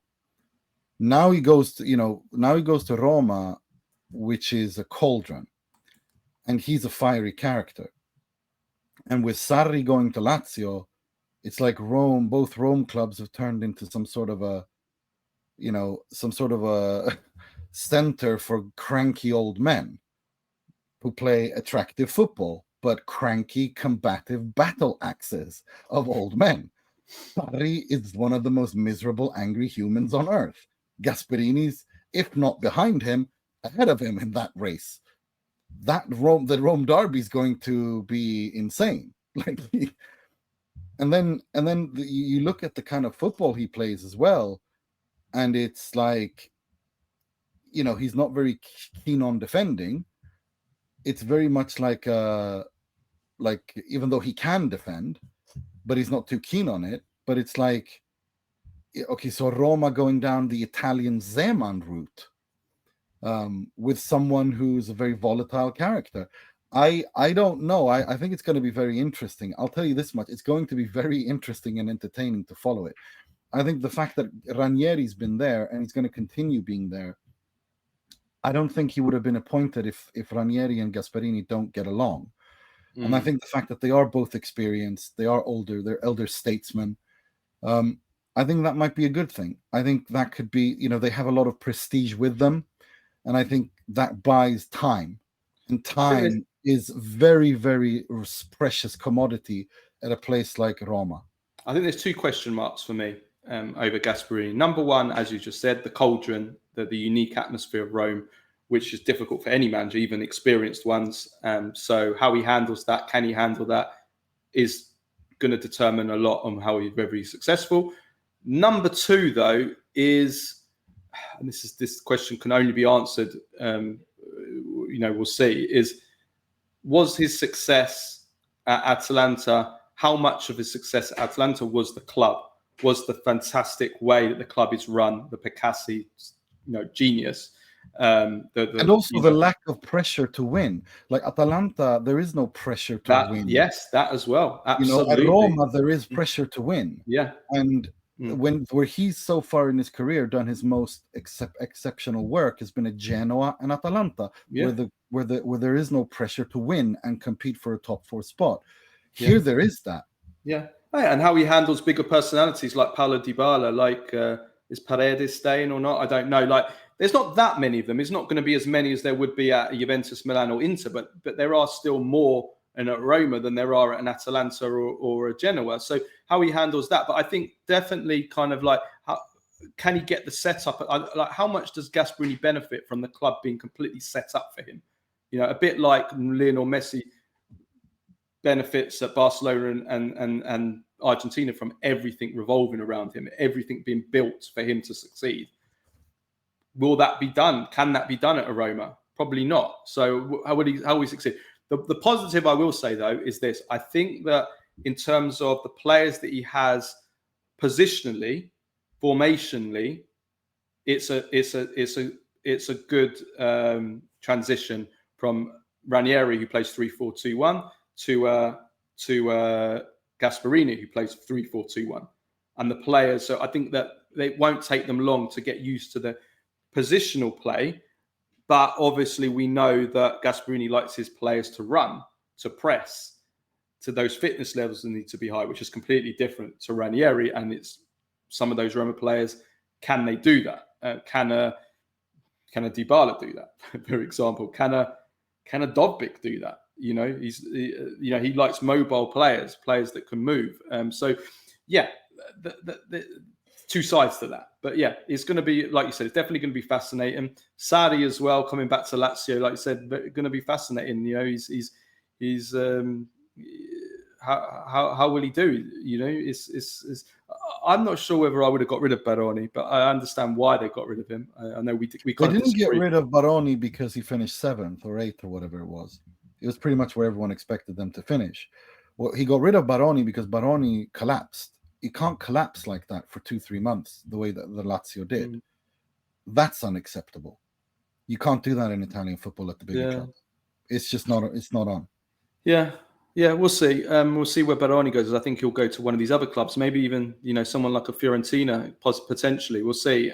Palladino. Yeah, I think leaves. Baroni Fiorentina is not impossible. Palladino leaves, which is kind of expected because one of him or Prade had to leave. They've chosen Prade. I have to say, Prade. Yeah, listen, Prade.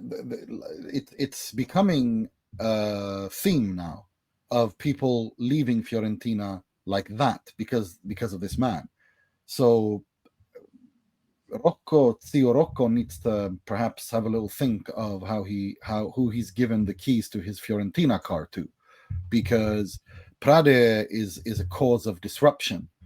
They literally just agreed a contract with Palladino extension, and he was made official, and the man walks out the door because he doesn't want anything to do with Prade anymore. I mean, that's not on. But I think Palladino is an interesting one because I think he could go to Atalanta, and I think that's a good step for him.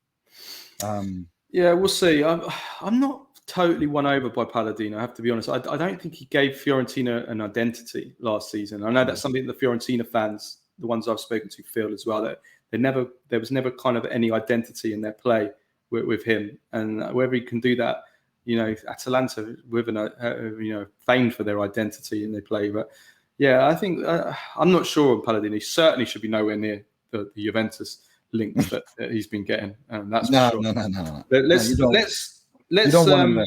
But I have to say, I'm a little bit upset because Atalanta are a team that are in the Champions League next season. And again, the Italian Champions League clubs need to deliver. And there's so many question marks around Inter, Milan, Atalanta, and Juve that it's unacceptable. Yeah, Atalanta, who's going to be their coach? Have they left it too late themselves? And they've known Gasperini's probably leaving for a long time. So I think they've probably made a bit of a they haven't done things well there. And also, they're going to lose Lookman.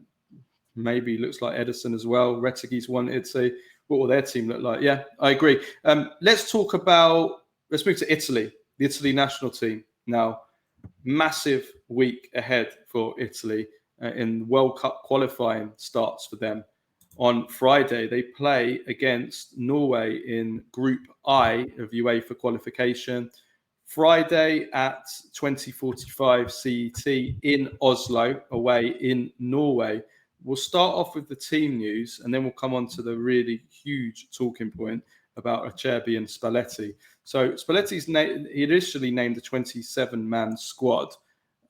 Now, quite a few of these players have pulled out. I'll read out the squad. So it's Donnarumma, Meret, Vicario. Vicario has been replaced by Carnesecchi. Then the defence is Acerbi, who refused to call up, Bastoni, Buongiorno, who's been replaced by Luca Ranieri, Cambiasso, Coppola, Di Lorenzo, Di Marco, Gabbia, Gatti, Udogi, Zappacosta.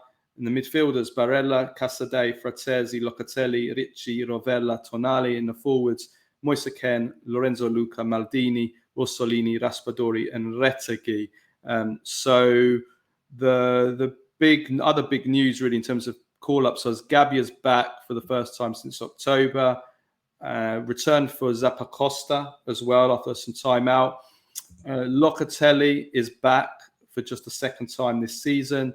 And Orsolini is also back in place of Zaccagni, and also a maiden call-up for Coppola as well. And I think for Ranieri as well. I think it's his first call-up as well. He came in as a replacement. The Norway squad is, the key players to look out for in the Norway squad are the two giants in attack, Haaland and Sorloth, Strand Larsen from Wolves, and then the midfield, some big players there as well. Odegaard from Arsenal, Antonio Nusa from Leipzig, of course, and also Schjelderup from Benfica.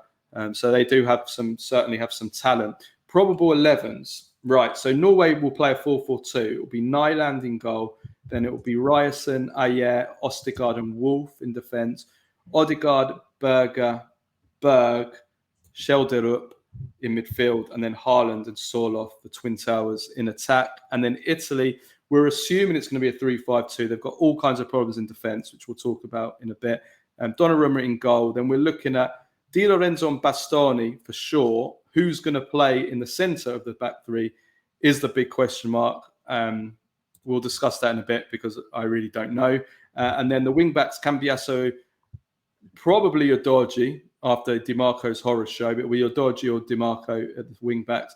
And then Barella, Ricci and Tonali should be the midfield three. And then up front, we're probably looking at Retegui and Keane in attack, or a Frattesi or a Raspadori if we want to play a more of a support attacking role. So let's get straight to it, Nima. The biggest talking point. And this lends itself to a bigger question. Does Luciano Spalletti risk the sack if Italy lose this game to Norway? And I think he does. I think he does, because this Francesco Acerbi controversy, I think it doesn't reflect well on Spalletti at all. It suggests to me he's not really fully in control, or he doesn't have fully the respect of everyone in that squad. So Acerbi basically has refused a call up from a recall from Spalletti for this matches, and he put out a post, a social media post, Acerbi, basically saying that there's a lack of respect. I'll read out the quotes from Acerbi. He says, after deep consideration, I've informed the coach today that I will not accept the call to join the national team. It's not a choice I took lightly, because wearing the Azzurri shirt has always been an honour and pride, a source of pride for me. However, in light of recent events, the conditions to continue on this journey do not exist at the moment. I'm not looking for excuses or favours. I demand respect. And if this respect is lacking on the part of those who should lead the group, then I prefer to step aside. Now, what he's referring to is a few months ago, there was a big, when Acerbi was in great form, there was a big call from the Italian public and from the media that you need to recall Acerbi. Acerbi has been out of the group since before Euro 2024, and when he missed the Euros because of injury. And people were saying, look, he's got to come back, because we're playing against Erling Haaland. Norway, this game is a must-win game. If Italy lose this game, they're probably going to be in the playoffs. Already we can say that, and at best in the playoffs. And we're saying, look, Acerbi's done a great job against Haaland already, and probably was Italy's best performing defender at that time. And Spalletti replied basically saying, well, we've got lots of other great defenders and I need to look to the future. That was basically what he said. And Which is the dumbest thing you could have said, and there was no need. I said it at the time. I said that's a stupid thing to say. There's a stupid thing to say. There was no need to say it, because you burned your bridge with Acerbi. Now you've called him back up. I mean, this is what Spalletti does. He does have a knack for putting his foot in his mouth, and you can't do that as a national team coach, or you can't do that at all. But you can do so much less as a national team coach, because you can't bring in other players. You can't buy players, and he didn't even need to answer that question. All he had to say was, Acerbi's playing fantastically well, brilliant. Let's see. We'll see. Let's see in 2 months' time. That's all he had to say. No, it's a scelta. You could have just said scelta tecnica. Right now, I'm more comfortable with these guys because I want them. I think they're more. They give me more what I want right now. But Acerbi is a fantastic player. Who knows what happens in the future? I haven't closed the door on anyone. Do you know what I mean? Something diplomatic. But Spalletti isn't sometimes very diplomatic. He can put his both feet in his mouth, and he did it here. And now he's called Acerbi up, and Acerbi's done this, and this is again. Spalletti's. This is all of Spalletti's making. And Scamacca, I don't know if anybody else is. Scamacca liked the post. I mean, for me, and that's worrying for me, because that suggests to me that there isn't full respect, and he doesn't have full control of this group. Already hints of that in the Euros. Like, there was so many stories coming out of the camp that the spirit in the camp was bad, that there was a bit of a rebellion. Some players were demanding they play a back three. The Inter block were demanding a back three. Other players, or not just the Inter players, but other players as well, weren't fully behind Spalletti. They didn't like some of the things he was doing. So there's already that.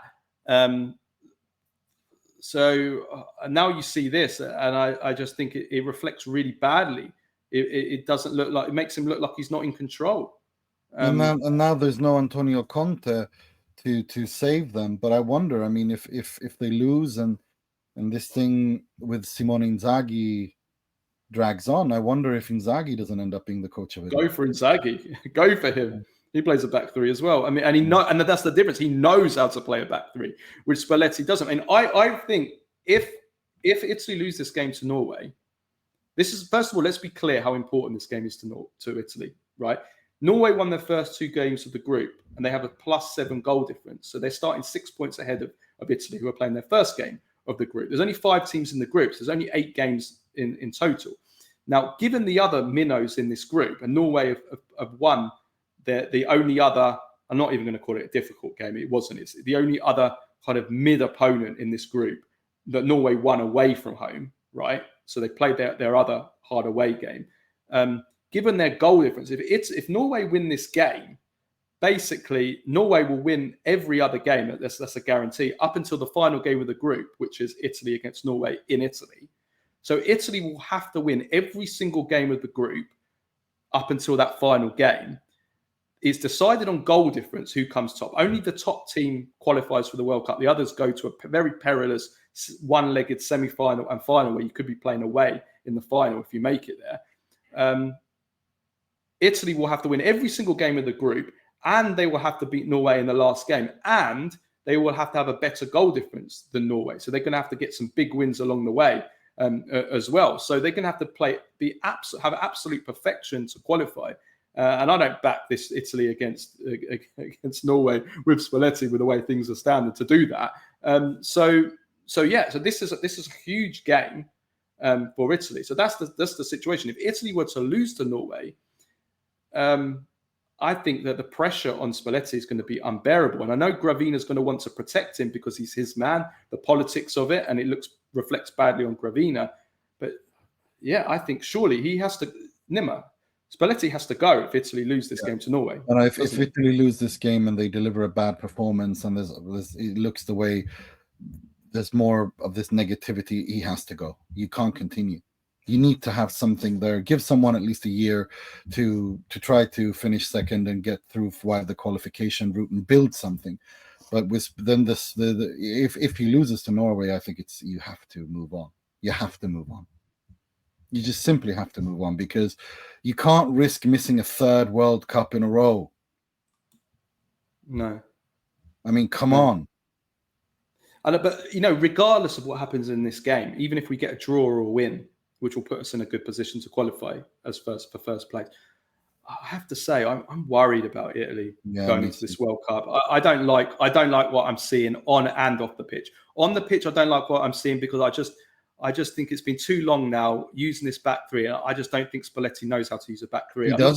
I'm not saying we don't have the players for it, because we do have players that, most of the teams in Italy are playing back threes now, to be honest with you. I just don't think he knows. He's just not a back three coach. If you don't know how to use it, there's no point in using it. You might as well go to a back 4, or we get rid of him. Because I don't think. And then off the pitch, I don't like what I'm seeing. I don't feel like he's a coach that's in control of the situation, and this proves it. This Acerbi situation proves it. That this would not happen under another coach, and if it did happen, you've got a coach that would be able to take control of a situation. And I don't feel like he's able. I don't think he is able to. I don't think he has the personality. I don't like what I'm seeing. I don't. Even if we win this game against Norway, I don't feel confident. Even if we qualify for the World Cup, us going into that World Cup with Spalletti, I just don't like what I'm seeing. I don't. No, I agree. I've got really nothing more to add, because I agree with everything you said. I don't like where this is going. I don't like the mood. I don't like how he's handling things. I don't like how he seems to create problems where there should be none. And yeah, it's not looking good at all. Just to this game though, Nima, who do we play at centre back? Who plays centre back? Because we have no Calafiori, we have no Buongiorno, we now have no Acerbi. We know it's going to be De Lorenzo on right centre back, and we know it's going to be Bastoni left centre back. Who the hell plays centre back? I mean, the options are. Let me read out the options for you. Where's the squad? So the options are Gabbia, Ranieri, Coppola. I'd rather play Coppola. Or Gatti. Sorry, Gatti as well. Yeah, Probably Gatti. Gatti hasn't played for how long has he not played for? Like 6 weeks. He's played a few minutes in the space of 6 weeks. He's going into this game completely unfit. Gabbia. I mean, Ranieri. You can't play Ranieri or Coppola for their debut in a game like this. Yeah, against Holland. I guess Buffon did in a big in a Russia. Well, big do if you're good enough, you're good enough. But yeah, I'm not feeling good ahead of this game. I'm not feeling good. Inter players all coming off that hammering as well. Like, what's their mood going to be like? Oh God, why is it so depressing being an Italy fan? No, but it's not looking good. But at the same time, I'd probably go with Gatti because of the experience. Compared to the rest of them, he has the experience. And I think in this situation, you have to kind of do that. But Gabbia, to me, scares the shit out of me in that situation. Yeah, and Haaland and Odegaard, Haaland and Sloth, as I call him, they are two giants. They're like 6'5". They win everything. Well, that Sloth in the air is a monster in the air. Sloth. Sloth. I like calling him Sloth. Right, prediction times. But I look at the squad generally, and I just feel that if you have a coach that knows how to play a 3-5-2, this is actually a good team. They can do something in the World Cup. The problem is I just don't think Spalletti knows what he's doing here. Predictions for this match. Come on, what we got? I'm going to be positive, and I'm going to say a draw. Positive draw. Yeah, I don't see Italy winning this. Maybe I'm wrong. I'll be delighted with a draw. I'll be delighted. I think a draw is worth, like, that would put Italy in a somewhat good position, and it would kind of change the narrative a bit. But I wouldn't be surprised if Italy lost. Let me put it to you that way. Yeah, draw. I'm gonna go for a draw. Right, let's finish off with Baggio, Premface, and Serie ASS of the week. So Baggio, right. So first of all, I want to say Donnarumma. Congratulations to him. That is the one positive for Italian football that come from this Champions League final that he won, and what he's achieved already at his stage of the career, amazing. And this is one thing that PSG wouldn't even be in that final if it wasn't for Donnarumma. He barely had anything to do in the final, but they won those 3 knockout rounds before because of his brilliance. So he deserves that Champions League trophy as much as anyone that performed in the final. Luis Enrique as well. Former Roma coach, had a history with Italian football. The 94 World Cup, remember, this is a 1994 World Cup shirt. He got elbowed by Mauro Tassotti. Anybody that was around will never forget that. Most vicious elbow you'll ever see in a football match. And at the end of the game, his face all bloodied up. But yeah, I think he's the best coach in the world. But what was so beautiful about this win is just the story with his daughter, losing his daughter. How old was his daughter when she died? 9, I think. I think she was 9 years old. And the T-shirts and the tifo from the PSG fans, I have to say, they're up there with any club in Italy for the tifos that they do, the banners that they do. They're magical.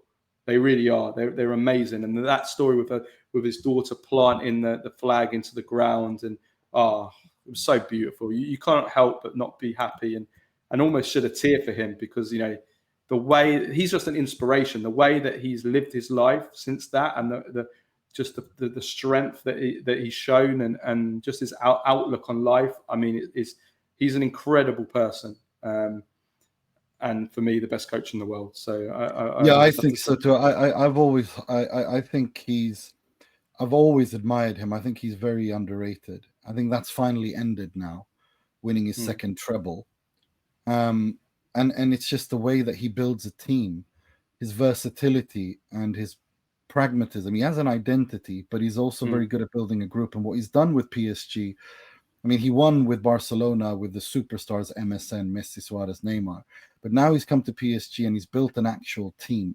They are a team. They are fantastic players, but they are a team with a clear identity. And they work for one another, and they believe in what they're doing. And he took a team of egotistical players, a bit like Milan are now, like when he took over that PSG, like all full of ego and players doing what they want, and amazing. And he's a very likable person, and he's a very he's a character who builds teams unity, not by maybe being a drill sergeant, but maybe more by his human qualities, and he plays fantastic football. I mean, he is demanding, like, of his players. Like, players that play for him have said that, but I just think, his human qualities off the pitch as much as anything, like his respect, fair play, how he always is gracious in defeat. I remember when they lost to Italy in the Euros, and I was at that game, and I was scared shitless watching that game. And like tactically, it was such an education watching the movements of the Spain players live from the stands. Even though we won that game, he was so respectful after the game, and most people would have been devastated and maybe would have felt a little bit hard done by, because I think Spain probably were the better team in that game. But all he had was respect, and he said he hopes they win the final. And so I mean that's he's pure class. He's a class act. I also it's very funny because in that aspect, him and Inzaghi are very similar. I don't know if you saw, he thanked Inter and praised Inter for the way that they behaved. He said you have to knowing how it's easy to know how to win, but it's difficult to know how to behave when you lose. And what Inter did was an example for children everywhere watching. They stood by whilst we celebrated, whilst we took everything we did with respect, and they waited for us to go into the dressing room. And that's something I agree. And to be fair, I don't want to stereotype it. It's actually usually quite rare with Spanish players. They're usually crybabies when they lose. They always blame something else: the pitch, the referee, the sun. Simone and Inzaghi are very similar in that way. They're gentlemen, and it's very nice to see. Yeah. The other badge I want to congratulate Cremonese for qualifying or for getting promoted to Serie A. They get the final place from Serie B. They won the playoff 0-0 at first leg, and they win 3-2 at Spezia away in the second leg. So this Cremonese are back in Serie A. Premface of the week. I have you got one yourself. Go on. Yeah, I've got one. I've got Baggio. It's an Italian singer who's a massive Genoa fan, Andrea De Filippi, also known as Alpha. He released an album on Friday night on midnight, which is one of the most beautiful albums I've ever heard. It's called Non so chi ha creato il mondo, ma so che era innamorato. I don't know who created the world, but I know that they were in love. It's 16 songs. It's just one song more beautiful than the other. And he's a huge Genoa fan. He grew up in Genoa. His father was involved with the club. He was there when he grew up the match in the Curva. The club, he's got great relationships with them. They made a special jersey with his yellow heart on it and stuff like that. And I just, it's not often you hear young music, at least for me, that is just so damn good. And he's just unbelievable. So yeah, for me, that is definitely, it's Baggio worthy. Fantastic album, fantastic singer, fantastic musician, fantastic artist. Okay, fantastic. Right, Premface of the week. So Champions League final. First of all, we like to criticize the English fans for the way that they behave, and we'll come to them in a bit. But PSG fans in Paris, absolutely disgusting scenes, shocking, and the violence. Poor 17-year-old boy was stabbed to death. 264 vehicles torched. 491 people arrested. Scooters and cars mowing down people. Mobs. There was one scene I saw of these two poor young girls in a car driving through, and they just a mob of PSG fans. I don't think it's just PSG fans, and obviously there's more socio-cultural reasons for all this happening in Paris, but just a mob just smashing up cars that they're driving past. I mean, it's just shocking. And this is after PSG won the Champions League. So we have to say that, first of all, it's not just football related, it's broader than that, but it's just absolutely shocking, the scenes. Chelsea fans as well, though, which is to be expected. Chelsea fans smashing up, pronounce this right, Nima, Wroclaw?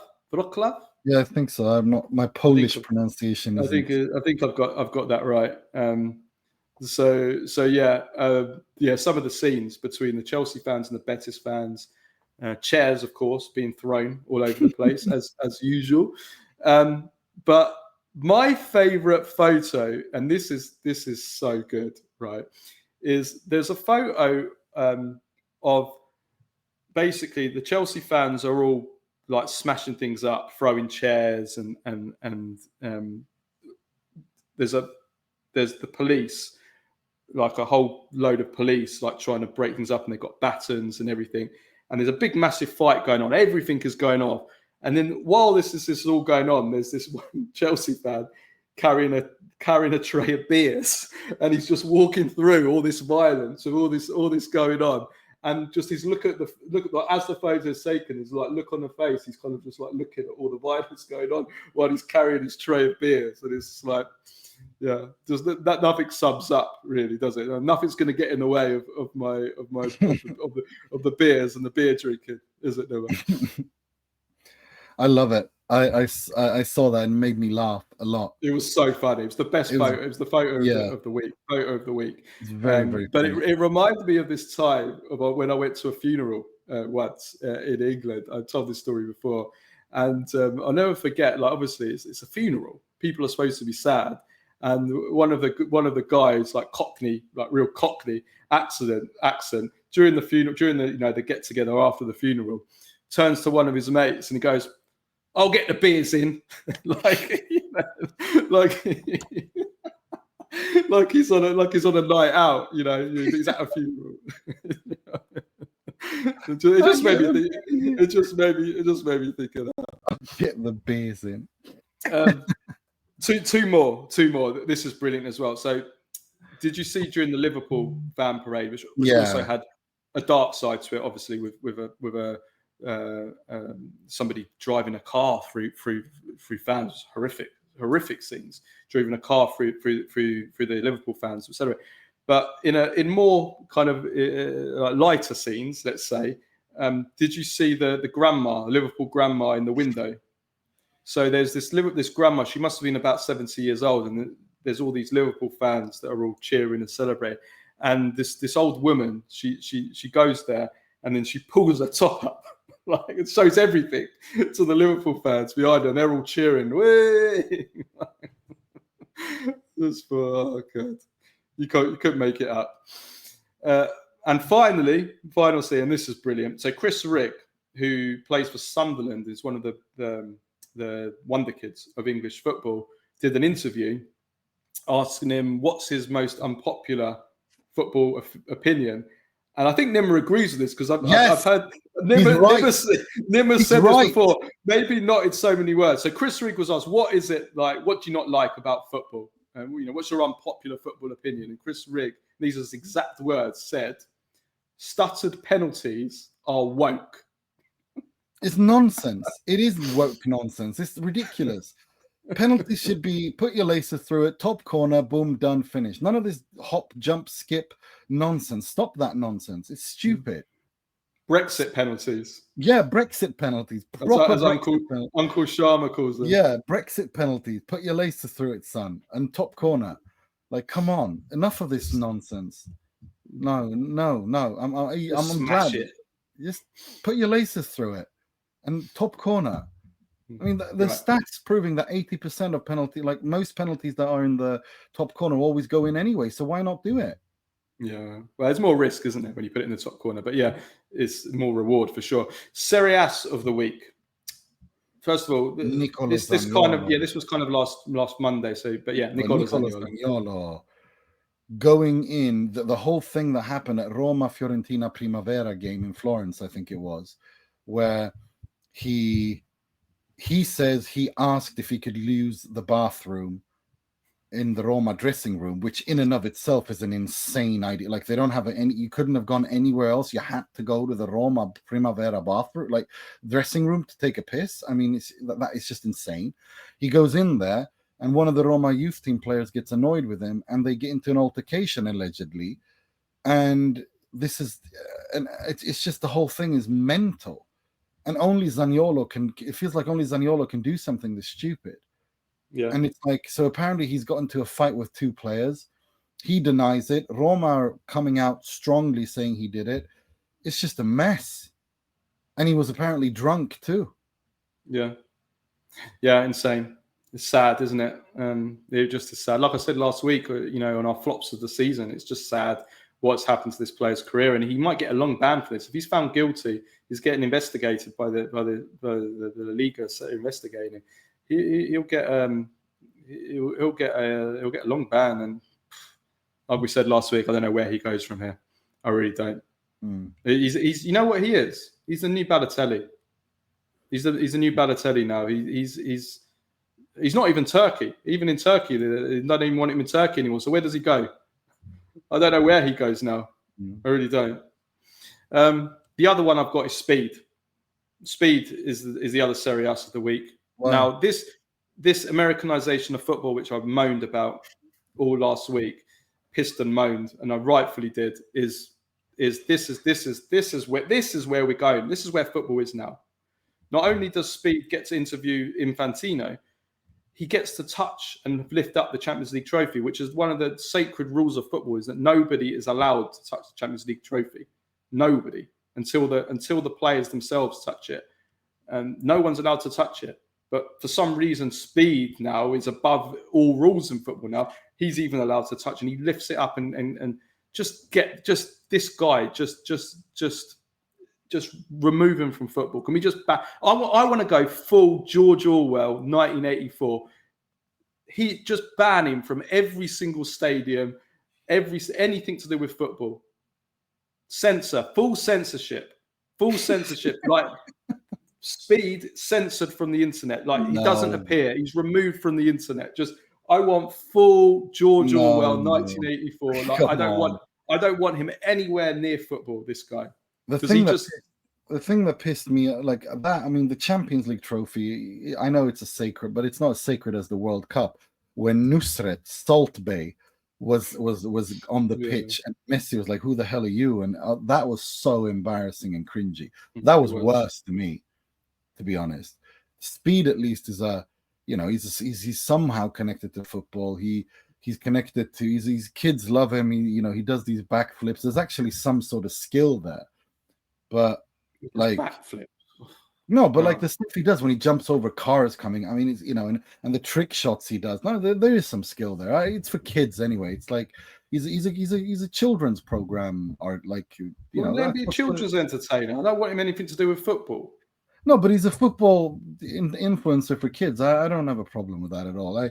I just find him, it's a little bit of comic relief, whatever. I mean, at least he's connected somehow to the sport, Somehow he is. He does something. But Salt Bay on the pitch with Messi after the World Cup, lifting the World Cup trophy, which is actually forbidden, is just it's forbidden to lift it's forbidden to lift the Champions League trophy as well, for the same reasons. But yeah. Anyway, look, let's leave it at that. Extra long show today, obviously, because of the Champions League final. But we'll be back later in this week with a Q&A. We'll see about Norway, Italy. We might have something on that. We'll see. Big show today. So hope you all enjoyed it. Hope it gave some relief to the Inter fans, obviously, that are sad. We'll be doing a Q&A at some point this week as well, just for patrons only, just so people know. Yeah, well. Absolutely. Okay, and then we are working on Mercato coverage starts next week, and we are working on a really, really big guest to kickstart that off. Yeah, that will be massive if we manage to pull that off. Okay, thank you, everybody. See you next time. Ciao, ciao.